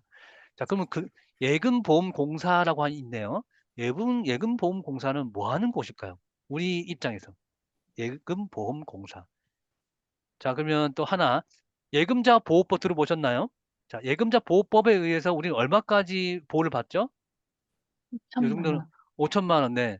그럼 그 5천만 원을 보호받는데 어디서 돈이 나오는 거예요? 네, 여기 예금보험공사에서 돈을 음, 주는 것입니다. 예금자 보호법에 의해서, 이것도 법이네요. 예금자 보호법에 의해서 일반 금융기관이 망하더라도 우리가 낸 소중한 이 예금, 그 5천만 원까지는 보장해 줄게. 그래서 일반 금융회사들이, 예금보험공사에 가입해서 보험금을 냅니다. 그에 따라서 이제 거기 축적되어 있는 돈으로, 금융회사 망하더라도 돈을 내게 하는 거예요. 그게 이제 그 기능이 예금보험공사입니다. 자, 그러면 예금보험공사에는 되는 곳이 있고 안 되는 곳이 있어요. 그러면 신협에 우리가 적금했어요. 이거 예금자 보호가 될까요, 안 될까요? 신협에 우리가 돈을 이제 2천만 원을 예금했습니다. 신용협동조합에 예금자 보호가 될까요, 안 될까요? 될 그럼 것 신협, 같아요. 네, 절반이 맞습니다. 절반이 맞습니다. 네. 신협은 예금보험공사에 의해서 예금자 보호가 되는 게 아니고 어, 신협중앙에 의해서 예금 보호가 됩니다. 네. 음, 근데 뭐 결론적으로는 보호가 되는 거예요. 주체가 좀 다른 거예요. 어쨌든 이 디테일이 좀 다르긴 한데 어쨌든 대부분의 금융기관들은 예금자 보호가 된다. 자, 이거를 이제 응용하자면은 은행이 내가 만약 가지고 있는 돈이 3천만 원이에요. 뭐 이 보증금 다 빼고 은행에 저축할 수 있는 돈이 3천만 원이에요. 그럼 은행이 망할 걸 고민할까 말까요? 고민하지 마세요. 왜? 반드시 찾습니다. 법에 의해서 반드시 찾기 때문에 옛날에 저축은행 사태가 있었잖아요. 그 저축은행 사태도 예금자 보호공사에 의해 법에 의해서 찾았어요. 다만 찾는 기간이 조금 이제 길었죠. 네. 그 차이가 있는 것뿐이다. 자, 그럼 내가 가지고 있는 돈 사이즈에 따라서 의사결정이 달라져요. 그러니까 근데 보통 주류에 있는 이 재테크니 금융교육들은 막 돈 있는 사람 중산층 이상을 대상으로 금융교육들이 진행이 돼요. 근데 이제 저같이 돈 없는 뭐 여러분들 무시한 게 아니고 저는 돈이 없으니까 저같이 돈 없는 사람 입장에서는 다 쓸데없는 얘기예요. 왜냐하면 위치가 다르기 때문이거든요. 자, 어쨌든 넘어갈게요. 그럼 또 뒤에 다시 설명드릴게요. 그 다음에 이제 이 전국은행연합회, 생명보험협회, 금융투자협회, 여신금융협회. 자, 요거는 우리가 이제 그 지금의 이름 바뀌었는데 대기업들의 이제 뭐 집단, 정경련이라고 옛날에 있었잖아요. 그런 거 똑같은 겁니다. 요 금융회사들도 자기네들끼리 모여가지고 막 이권 다툼하는 겁니다. 우리의 권리를 이제 찾기 위해서. 그들의 금융회사들의 권리. 자, 넘어갈게요. 그 다음에 서민금융진흥원은 뭐 하는 곳일까요? 서민금융진흥원. 아까 우리 서민금융상품, 뭐 햇살론. 네. 자, 읽어볼게요. 서민들을 위해서 금융을 진흥해주겠다. 여기서 얘기하는 서민은 신용 등급이 낮거나 소득이 낮은 사람, 재산이 없는 사람을 뜻하는 겁니다. 서민은. 여기서 서민에게 금융 지원해주겠다. 뭐 대출해주겠다. 뭔가 금융 서비스 해주겠다. 이렇게 읽으시면 돼요. 이렇게 읽으면 한 90% 가까이는 맞습니다. 자, 뭐 디테일에 들어가면 좀 뭐 여러 가지 기능들이 있겠지만 그냥 이렇게만 읽어도 틀리지 않습니다. 자, 그다음에 신용회복위원회. 여기는 뭐 하는 곳일까요? 신용회복위원회. 자, 신용을 회복하는 곳이네요. 네, 단순하게 읽으시면 되겠습니다. 이걸 어떻게 보시냐면 주변에 뭐 여러분들 뭐 아니면 좋을 것 같고 주변에서 혹시 부채 때문에 부채가 너무 많아서 감당이 어렵다. 아까 우리 그 뭐 우리 남경 선생님이 대출을 잘 갚고 싶다 말씀하셨는데 갚고 싶은데 못 갚는 상황이 왔어요. 여러 가지 상황들이 조건이 안 좋아져 가지고 갚고 싶지만 못 갚는 상황이 됐어요. 그래서 뭐 신용 불량이 돼 버렸어. 자, 그러면 어떻게 할까요? 그냥 냅둘까요? 자, 그러면 이제 불온해지니까 그래서 정부가 만든 기관이 신용회복위원회, 신용을 회복시켜주는 곳입니다. 여기서 뭐 개인 워크아웃, 뭐 프리 워크아웃, 뭐 이런 것들이 있는 거죠. 요새 뭐 태광기업 뭐 이렇게 이런 것도 워크아웃이라는 제도가 있는 건데, 어쨌든 여기는 개인 신용회복위원회, 개인을 신용회복시켜주는 곳입니다. 그다음에 한국주택금융공사, 여기서는 주택과 관련돼서 대출을 주로 해주죠. 한국장학재단, 학장대출, 근로복지공단, 노동자를 위한 대출 이런 프로그램들 혹은 뭐 있습니다. 자, 이런 어쨌든 목적에 따라서 이런 중간 기관들이 있습니다. 자, 이런 걸 뭐 뒤에 또 다시 설명드릴게요. 자, 그 다음에 중요한 국회 정무위원회라고 있네요. 들어보신 분도 계실 것이고 처음 듣는 분도 계실 겁니다. 정무위원회가 누구를 담당하냐? 금융위원회, 금융감독위원회, 뭐 여기 있는 자, 여기 있는 대부분의 기관들을 금융정무위가 담당을 하고 있어요. 그럼 정무위 소속되어 있는 국회의원이 국정감사라고 그러잖아요. 그 국정감사 때 뭘 보냐면 금융위원회가 일을 제대로 하고 있는지, 금융감독이 일을 제대로 하고 있는지 그거를 보는 겁니다. 그리고 정무위에 소속되어 있는 그 소관, 그 법들이 엄청 많아요. 뭐 신용, 앞서 얘기했던 여러 가지 그 이자 제한법이라든지 그런 이런 사람이 법들을 이 다 이거를 정무위원회가 합니다. 다루고 있습니다. 그럼 정무위원회에서 법이 바뀌고 안녕하세요, 연애자. 네네네. 그거 꺼주시면 될 것 같아요. 자신의 초콜릿을 아무렇지 않게 꺼내 먹는. 네. 잠깐만요. 음소거를 해주시면 될 것 같습니다. 네, 감사합니다. 자, 이런 곳이 있다. 제가 하나하나 다 설명을 못 드릴 것 같고, 이런 곳이 있다 정도 이해하면 될 것 같아요. 지금 금융 관련된 뭐 상품 정도 알려고 왔는데 이상한 얘기를 많이 하죠. 네. 자, 근데 이게 훨씬 더 중요하다고 저는 계속 강조드리는 겁니다. 그리고 금융 관련돼서 이제 기획재정부도 큰 역할을 하고 있고요. 그다음에 주거 관련된 대출, 금융 정책 중에 주택금융 정책들은 국토교통부와 금융위원회가 함께 이제 하고 있고요. 뭐 어쨌든 이렇게 같이 보시면 될 것 같습니다. 요게 금융 관련된 기관이고요. 자, 이거는 이렇게 보시면 될 것 같아요. 우리가 이빨이 아프면은 어디 가요? 치과를 가죠. 치과, 네. 다리가 다치면 어디 갈까요? 정형외과, 네, 그겁니다. 금융이라고 다 똑같은 게 아니거든요. 우리의 필요에 따라서 찾는 기관이 있고 찾는 회사가 네, 달라요. 기관에서 해야 될 역할들이 있고 금융회사들이 해야 될 역할들이 다 다릅니다. 요거를 지금 제가 이해시키는 거거든요. 자, 그 다음에 금융회사들이 쭉 있는데요. 금융회사 중에 은행이 있고, 그 다음에 비은행. 아마 우리가 제1금융권, 제2금융권 들어보셨을 텐데요. 뭐 제3금융권 이렇게 얘기도 하죠.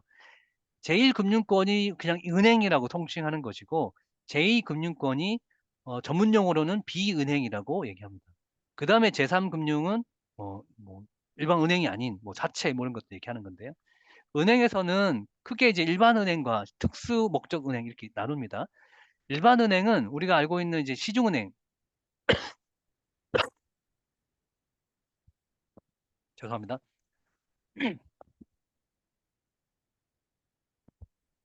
시중은행은 여러분 알고 계시는 우리은행, 국민은행, 뭐 신한은행 이런 은행들. 근데 여기서 참고로 우리저축은행 아닙니다. 그냥 우리은행 이렇게 붙어 있어야 돼요. 그런 은행들, 땡땡은행, 뭐 중간에 뭐 저축은행 붙으면 안 됩니다. 그냥 은행, 그게 신용은행이고요. 지방은행 들어보셨을 거예요. 뭐 대구은행, 부산은행, 뭐 이런 광주은행 이런 은행들이 있죠. 지역을 기반으로 한 은행들. 그다음 외국계 은행, SJ은행이라든지 이런 외국계 은행들이 있습니다. 자, 제가 이제 빠르게 얘기해 드리는 이것보다 더 중요한 특수목적 은행이 있습니다. 이 특수목적 은행 중에는 이게 상당히 중요한데 한국산업은행이라고 있네요. 요거는 국책은행이라고 그래가지고 국가가 주주인 거예요. 그러니까 국가가 주인인 겁니다. 한국산업은행에서는 뭐 하는 역할이냐면 산업에게 뭔가 금융 서비스를 제공해요. 산업 그 무슨 말이지? 우리가 코로나가 터졌을 때 항공산업이 아작났잖아요. 그때 그래서 이제 뭔가 뭐 정부에서 뭐 40조인가 이거를 빌려줬거든요. 항공산업에. 그 40조 어디서 나왔냐면 한국산업은행 돈입니다. 한국산업은행이 항공사에게 항공산업을 살리라고 대출을 이렇게 해주고 40조 원이면 엄청난 돈이죠. 네, 그런 돈들이 막 왔다. 액수 단위가 엄청 큽니다. 국책기관으로서 역할을 하고 있는 거예요. 자, 한국수출입은행은 무역과 관련된 겁니다. 그러면 이제 내가 무역회사에 다니고 있다. 그러면 무역 관련된 어쨌든 뭐 서비스를 중에 뭐 대출이 필요하고 이럴 때 한국수출은행과 친해지면은 조금 더 이제 금융 서비스를 원활하게 받을 수 있다. 이렇게 보시면 될 것 같고요. 중소기업은행, 지금은 KB 중소기업은행, 그러니까 기업은행 이렇게 되어 있죠. 요것도 사실 국책은행입니다. 근데 여러분들 이 중소기업은행, 기업은행을 국책은행이라고 잘 못 느끼잖아요. 근데 제가 한번 찾아봤어요. IB 기업은행은 실제로 중소기업은행법에 의해서 만들어진 국책은행이고요. 이 법에 따라서 중소기업자에게 원가 금융 서비스를 제공하겠다 이렇게 되어 있습니다. 자, 여기 우리 협동조합 관련된 분이 계시니까 중소협동조합, 중소기업자들 이렇게 법이 좀 바뀌었어요. 네, 그래서 아마 이제 중진공을 통해서 협동조합들도 대출이 가능하게 됐는데 요게 이제 그 법에 따라서 이렇게 되고 있습니다. 중소기업 협동조합은 협동조합 이렇게 쭉 있네. 일단 넘어갈게요. 이런 게 있다 정도 보시면 될 것 같고 핵심 이겁니다. 이 기업은행의 주주는 기획재정부가 지분율이 거의 한 60% 정도 되네요. 산업은행 아까 얘기 드렸던 7.1%, 수출은행이 1.8%, 기타가 31%. 그래서 기획정부와 과점으로 해서 대주주 이렇게 되어 있습니다. 실제 이제 국책은행의 역할을 하고 있는 거죠. 자, 여기서 그럼 질문. 이 국책은행은 순이익이 많으면 좋을까요? 나쁠까요? 국책은행에서 순이익이 많아야 좋을까요? 많아야 좋을까요? 아닐까요? 여기 제가 이상한 많아야 질문을 했는데 좋아요. 많아야 좋은 건가요? 그러면 이 중소기업은행은 누구한테 대출해 줄까요? 중소기업이나 네. 그 일반인? 중소기업들이 대부분입니다. 음, 네. 중소기업들한테 잠깐만요. 이게 안 나가네. 네. 보시면 중소기업 자금 대출, 뭐 가계 대출, 공기업 대출 이렇게 쭉 나뉘는데요. 대부분이 다 중소기업 대출입니다. 자, 그럼 중소기업한테 대출을 해주잖아요. 그럼 이자를 받겠죠? 그러면 이 은행의 기본적인 예대 마진에 의해서 예금과 대출의 이자, 예대 마진에 의해서 순이익이 납니다. 그러면 그 순이익이 많이 난다는 거는 누구 호주머니에서 나오는 거죠? 중소기업? 네, 중소기업 호주머니에서 나오는 겁니다. 그러면 과도하게 이게 순이익이 많은 거는 중소기업에 출혈을 하는 게 되는 거거든요. 이자를 많이 내게 되는 겁니다. 국책은행이기 때문에 기존의 금융 논리로 접근해서는 안 되는 거죠. 실제로 이 배당이 엄청납니다. 이게 단기 순이익이 2022년도 말 기준에 2조 4천억이 났거든요. 그리고 이제 배당도 엄청 많이 해줬어요. 네. 일반 주류 은행보다는 뭐 작지만 이렇게 배당을 많이 해줄 이유가 있을까? 네, 전 아닌 것 같거든요. 근데 국책은행으로 역할들이 점점 줄어들고 있습니다. 실제로 이제 이 주주 구성이 51%였다가 아마 이제 문재인 정부 들어 좀 높아졌었거든요. 근데 그게 다시 대려 윤석열 정부 들어서 낮아지고 있습니다. 자, 이 얘기는 뭐냐면 보통 이제 우리가 그 공공기관들을 민영화한다고 하죠. 이 기업은행도 민영화하지 않을까? 이런 거를 이제 추정할 수도 있는 것이죠. 뭐 과도한 추정일 수도 있겠지만 저는 좀 굉장히 불안한 것 같아요. 왜냐하면 이제 중소기업 하시는 분들에게는 굉장히 중요한 기능이거든요. 네. 배당성이 굉장히 높고. 그래서 어쨌든 국책은행으로 역할들이 분명히 있는 것인데 우리가 이런 것들을 제대로 감시를 못하고 있는 것이죠. 자, 실제로 이런 게 국책은행인데도 불구하고 여기 여성분들이 많이 계시네요. 제가 이거 보고 조금 놀랐습니다. 이 보시면은 요 이제 그 사내 이사, 그래 감사, 비상임이사, 그다음에 업무 책임자, 그다음에 일반직 책임자, 무기계약직, 네, 여성분들이 무기계약직 엄청 많네요.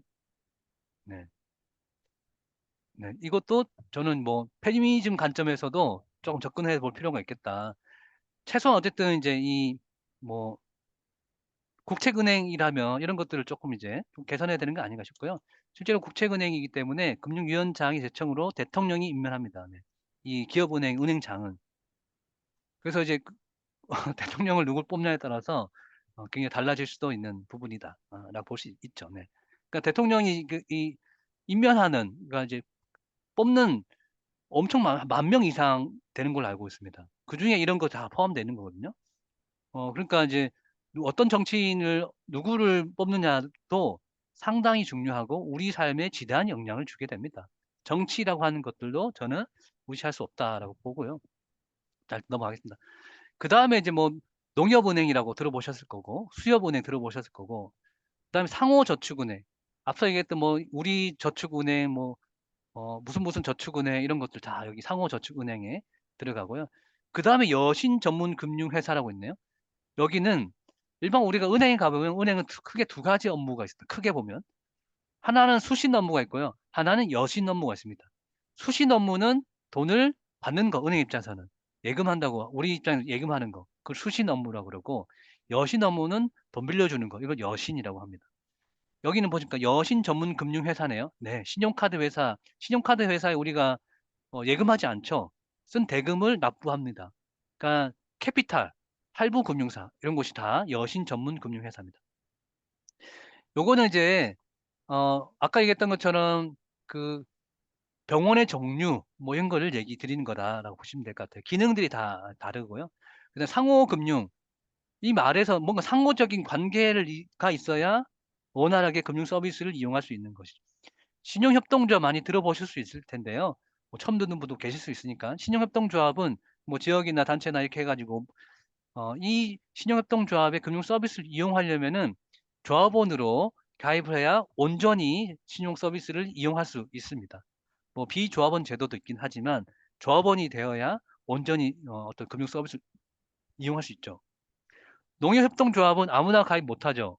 농민 조건이 있습니다. 뭐 저기 땅도 있어야 되고 뭐 저도 그런 조건이 있어야 이제 농민으로서 협동조합에 가입할 수 있는 거죠. 그래야 금융 서비스를 온전히 이용할 수 있습니다. 뭐 이런 것들입니다. 어쨌든 상호금융이라고 하는 게 있죠. 그러니까 뭐 호혜금융이라도 뭐 표현을 할 수도 있는데요. 어쨌든 그런 것이 있고 그다음 생명보험사는 크게 생명보험사, 보험회사는 생명보험회사, 손해보험회사 이렇게 나누어져 있고요. 금융투자회사, 뭐 증권사, 선물사, 자산운용사 뭐 이렇게 쭉 있네요. 요거는 이제 그 보험회사와 이제 금융투자회사는 제가 투자 얘기할 때, 투자랑 보험 얘기할 때 좀 더 얘기를 드리겠습니다. 어쨌든 지금 말씀드리는 거는 우리가 이빨이 아프면 치과에 가듯이 다리가 아프면 정형외과 가듯이 어떤 금융기관에 따라서 목적이 좀 다르다. 만약 여러분들이 중소기업에서 자금을 담당한다. 그러면 중소기업은행과 친해져야 되겠죠. 그걸 말씀드린 겁니다.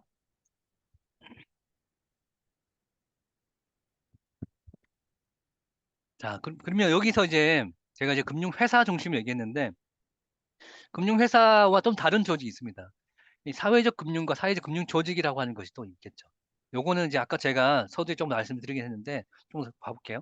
공적 금융에 대한 아까 이제 정부에서는 정책 금융이라고 얘기할 수 있는 것이죠. 그것과 금융회사가 하는 금융이 있습니다. 그 둘 사이를 앞서 배제되는 사람들이 있는 것이죠. 그게 개인일 수도 있고 단체일 수도 있습니다. 사실 협동조합을 하시는 분들은 금융 서비스를 이용하기 굉장히 어렵죠. 그래서 협동조합을 위한 금융 서비스가 필요하다. 그래서 사회적 금융이 필요하다 이런 얘기를 많이 합니다. 그게 어쨌든 이 사회적 필요인 것이고 그거 하기 위한 마이크로 크레딧, 뭐 호혜 금융, 사회적 금융, 뭐 SIB, 뭐 크라우딩 펀딩, 뭐 공제비 이런 것들이 있습니다. 뭐 오늘은 사회적 금융을 자세히 설명드리는 건 아니니까 이런 것이 있구나. 그러니까 공적 금융에서 서비스를 제공할 수 있는 것과 있고 금융회사에서 서비스 제공하는 게 있는데 그것도 이것도 안 되는 것은 다시 사회적 금융으로 조달하기도 한다. 이렇게 그냥 단순하게 이해하셔도 될 것 같고요. 요거는 앞서 제가 이제 그 소개드렸던 그 책을 조금 이제 한번 읽어보시면은 사회적 금융에 관련된 걸 조금 더 이해하실 것 같고요. 제가 이제 강의 중간중간에 좀 그건 좀 더 설명을 드리도록 하겠습니다. 마지막으로 다 왔네요. 벌써 아이고 제가 중간 쉬는 시간도 안 하고 이렇게 막 달려왔는데 어, 이제 거의 끝났습니다. 이제 한 두 장만 더 설명드리면은 오늘 강의는 끝날 것 같고요. 제가 그 질의응답 받도록 하겠습니다. 일단 제가 이제 오늘 말씀드렸던 것들을 좀 조합을 하고 그럼 금융이라고 하는 것은 여러 가지 기능들이 있는데요. 금융 수단으로서 이제 자산을 이제 저장하고 저는 저축이란 말보다 저장이란 말을 씁니다. 그리고 빌리고 보호하고 불리는 수단으로서 금융수단을 활용하죠. 금융회사와 금융상품을 통해서 금융을 조달합니다. 그리고 지불 결제 수단으로서 현금을 쓰기도 하고 직불카드, 체크카드, 뭐 계좌이체, 뭐 전자결제, 무슨 페이, 뭐 교통카드, 소액결제, 뭐 신용카드 이런 것들을 활용하죠. 이런 것들을 우리가 그 복합적으로 활용을 하는데요. 자, 그러면 금융상품과 금융회사는 어떤 관계가 있느냐? 금융회사가 상품을 만듭니다. 현대자동차가 자동차를 만들듯이 금융회사도 금융상품을 만들어요. 근데 그 금융상품을 금융소비자에게 팔죠. 네, 그럼 이 파는 것을 우리가 금융상품을 우리가 제대로 알고 상품을 사야 되는 것도 있고 그 금융회사가 상품 자체를 잘 만들어야 되는 것도 있습니다. 근데 중간에 중개인이 있기도 합니다. 금융회사의 중개인들이 예를 들자면 이제 그 주식으로 치자면 주식 중개인들이 있고 우리가 부동산을 치자면 부동산 중개인들이 있고 금융도 금융 중개인들이 있습니다. 보험 설계사가 뭐 있는 것 같기도 하죠. 예를 들자면 옛날엔 보험회사에서 A라는 보험회사가 보험 상품 소비자에게 한 사람이 하나의 어떤 상품을 팔았어요. 근데 이게 방캉슈랑슈라고 옛날에 뭐 꽤 오래전에 법이 통과돼서 자본시장 통합법이라는 게 있었습니다. 그 법에 의해서 이게 통합돼 버렸어요. 여러 금융회사들을 한 곳에서 다 취급하는 보험 대리점이라고 이렇게 하죠. GA라고도 표현하는데요. 그렇게 해서 뭐 보험 다 판다 뭐 이런 게 뭐 아마 광고를 들으셨는지도 모르겠습니다.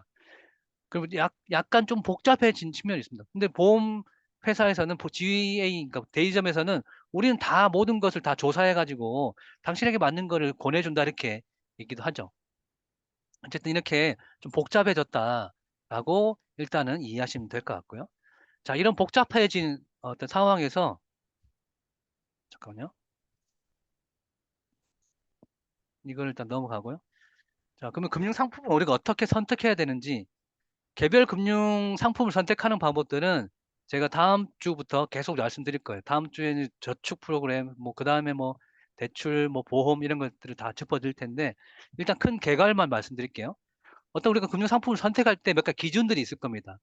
뭐 안전성, 뭐 수익성, 환금성, 뭐 목적, 기간, 세금이 있는데 이거에 이걸 종합해서 우리가 상품을 선택하게 됩니다. 자, 그럼 이 상품 선택할 때 안정성이 제일 중요할까요? 수익성이 중요할까요? 환금성이 제일 중요할까요? 어떤 거를 보고 우리가 금융 상품 선택할까요? 보통 우리가 뭐 금융 상품 선택할 때 돈 많이 주냐, 이자를 많이 주냐, 수익성을 많이 고려합니다. 자, 이거는 사람에 따라 다릅니다. 아니, 그 사람이 가지고 있는 재산의 크기에 따라서 다릅니다. 무슨 얘기냐면 저축을 한다고 생각해 볼게요. 저는 아까 제가 가지고 있는 자산이 5천만 원도 안 돼요. 저는 끽해봐야 아마 실제로 한 1천만 원 정도밖에 안 될 것 같은데 저축되어 있는 금액이 그 돈이면은 안정성을 제가 고려할까요? 은행이 망할까 이런 노파심을 그런 거 가져갔을까요? 필요 없어요. 왜? 예금 보호에 따라서 5천만 원까지 보장이 되니까 어떤 금융회사를 선택하더라도 상관없을 것 같아요. 근데 내가 가지고 있는 돈이 10억이 넘는다라고 하면 안정성이 굉장히 중요하겠죠. 그러니까 자산가들은 수익성을 먼저 보는 게 아니고요. 안정적으로 자산을 굴리는 것을 더 좋아합니다. 선호합니다. 실제 VIP들을 상담하면 그들의 제일 먼저 우선은 안정성이에요. 돈을 안정적으로 굴리기 원하지 위험하게 하지는 않습니다. 안정적인 2%, 안정적인 4%를 원하는 거지 들쑥날쑥한 7%, 들쑥날쑥한 15%를 원하는 게 아니에요. 근데 이제 돈이 없는 사람 입장에서 오히려 더 수익성을 더 중요하게 여기려고 하는 거죠. 그런데 돈이 없는 사람은 뭐가 더 중요하냐면 환금성이 더 중요합니다. 환금성은 내가 돈이 필요할 때 돈을 찾아 쓸 수 있느냐이거든요. 근데 돈이 묶여버리면은 돈이 필요한 시기에 돈을 못 쓰게 되죠. 예를 하나 들어보면 저축보험이라는 상품이 있습니다. 이 저축보험 상품은 뭐 옛날에 뭐 비과세도 있고 뭐 10년 이상 지나면 뭐 이런 게 여러 가지 혜택이 있습니다. 자, 근데 예를 들면 제가 아직 결혼 안 했고 진짜로 결혼 안 했으면 좋겠네. 그게 아니고 네. 결혼 안 했고 한 2년 뒤에 결혼을 만약 한다고 생각해 볼게요. 뭐 만나는 교제 중인 사람이 있어요. 근데 이때 정말 제일 친한 친구가 보험을 이제 해 가지고 어느 날 갑자기 찾아왔어요, 저한테. "야, 친구야. 이거 저축보험 있잖아. 진짜 좋은 보험 너한테 꼭 필요할 거야." 저한테 막 이게 사탕발림을 한단 말이에요. 자, 그러면 제가 이 저축보험을 선택할까요? 하지 말까요? 정말 친한 친구인데. 네. 인정에 의해서 좀 해줄까요? 네, 하지 말아야 되겠죠? 왜 안 해야 될까요? 왜 안 해야 된다가 중요합니다. 왜 안 해야 되냐면은, 불일치하기 때문이에요. 내가 돈이 필요한 시기와 돈을 꺼내 쓸 수 있는 시기가 불일치되기 때문이에요. 그 저축보험 상품 자체가 나쁘다는 게 아니고, 우리나라 모든 금융상품은 다 좋을 수 있어요. 다만 그 상품이 나에게 맞느냐, 그게 중요해요. 나에게 맞느냐라고 하는 것은 내 처지, 내 어떤 계획과 일치되느냐. 앞서 제가 이제 전제가 2년 안에 결혼할 것 같다라고 한 전제를 깔고 얘기 드렸잖아요. 그럼 2년 안에 큰 목돈이 들어가겠다는 얘기잖아요. 근데 이제 10년 이상 하는 장기 금융 상품을 선택한다? 이거는 불일치되기 때문에 저축보험이라고 하는 게 저한테는 안 맞게 되는 거죠. 어떤 사람한테는 저축보험이 좋을 수도 있어요. 자, 그러면 이 의사결정의 핵심은 요 맨 위에 있는 나의 생활 설계입니다. 이거는 제가 만든 게 아니고 한국은행에서도 똑같이 얘기를 합니다. 맨 위에 있는 것은 내가 내 인생을 어떻게 살아갈 것이냐고 하는 내 인생 계획들이 사실 굉장히 중요합니다. 그 계획에 따라서 뭐 단기냐 중기냐 뭐 이런 목표들을 설정하고요. 그에 따라서 의사결정을 하는 게 첫 번째입니다. 수익성은 저 마지막에 고려하시는 거예요. 이것저것 다 따져봤더니 이자도 괜찮네. 땡큐. 이렇게 보는 겁니다. 이 거꾸로 가면 안 돼요. 이게 이자를 많이 준다더라라고 해가지고 뭐 사탕발림에 넘어가지 마시고 우선 내가 언제 돈이 필요하겠냐. 이걸 단순하게 좀 설명드리자. 한 50만 원 이상 목돈 들어갈 일이 언제 있겠냐. 그걸 먼저 살피십시오. 그거에 맞춰서 의사결정을 해도 늦지 않고요. 그리고 아까 얘기 드린 것처럼 금융상품을 선택할 때 복잡한 뭐 금융상품. 아마 우리 남자영 선생님 ELS 혹시 아세요? ELS 몰라요? ELS를? 큰일 났네. 죄송해요. 네, ELS 몰라도 됩니다. 저처럼 이제 막 금융회사에서 막 와가지고 그거 모른다고 면박 주고 막 이러잖아요. 그럼 이제 그때부터 욕하시면 돼요. ELS는 주가지수 연동 상품인데 주식 뭐 주가에 따라 막 바뀐대요. 그거 몰라도 내 삶에 지장 없습니다.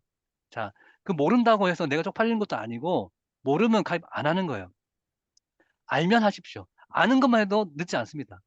그러니까 이 금융 상품을 선택할 때 여러 가지 사탕발림에 의해서 우리가 넘어갈 필요가 없고 중요한 거는 내 계획에 맞춰서 내가 이해하는 금융 상품을 선택하면 됩니다. 그러면은 제가 뭐 단언하게 하겠는데 돈을 잃지는 않아요. 돈을 뭐 수백억을 벌거나 이런 일들은 별로 없겠지만 그렇다고 돈을 쫄딱 망하거나 이런 일들은 전혀 없습니다. 어쨌든 이런 금융 상품 선택할 때는 그런 기준을 확립하는 게 굉장히 중요하다. 이런 말씀 드리면 꼭 같고요. 오늘 이제 좀 기초를 좀 정리 드리자면 앞서 제가 이제 금융 주체로서 이제 금융 정부기관, 금융기관들 좀 뭐 일부 설명드렸고요. 금융회사, 그다음에 뭐 비금융 단체들, 그리고 금융 소비자, 뭐 혹은 이용자, 개인일 수도 있고 단체일 수도 있고 법인일 수도 있고 그리고 이제 금융 공부를 하려면은 금융법과 제도를 이해하는 것들 몇 가지 제가 좀 말씀드렸습니다. 요거는 제가 이제 그 각각의 그 강론으로 들어갈 때 보험 관련된 거 대출하는 거 할 때 조금씩 이제 그 관련된 법들을 좀 설명을 드릴 테니까 그렇게 이해하시면 될 것 같고요. 그리고 마지막 중요한 거는 우리가 금융 소비자로서 권리가 있다. 우리의 금융 소비자 권리가 있다는 것을 인식하는 거. 그에 따라서 권리를 주장할 수 있다는 거. 그것만 알고 계셔도 오늘 강의는 제대로 이해하셨다라고 볼 수 있겠습니다. 제가 욕심이 좀 많았나 봐요. 여러분들 좀 괴롭혔네요. 중간에 못 쉬게 하고 벌써 시간이 9시가 거의 다 돼 가는데요. 아니, 10시가 다 돼 가네요. 네. 일단 오늘 제가 준비한 강의는 여기서 마치도록 하겠습니다. 네. 감사합니다.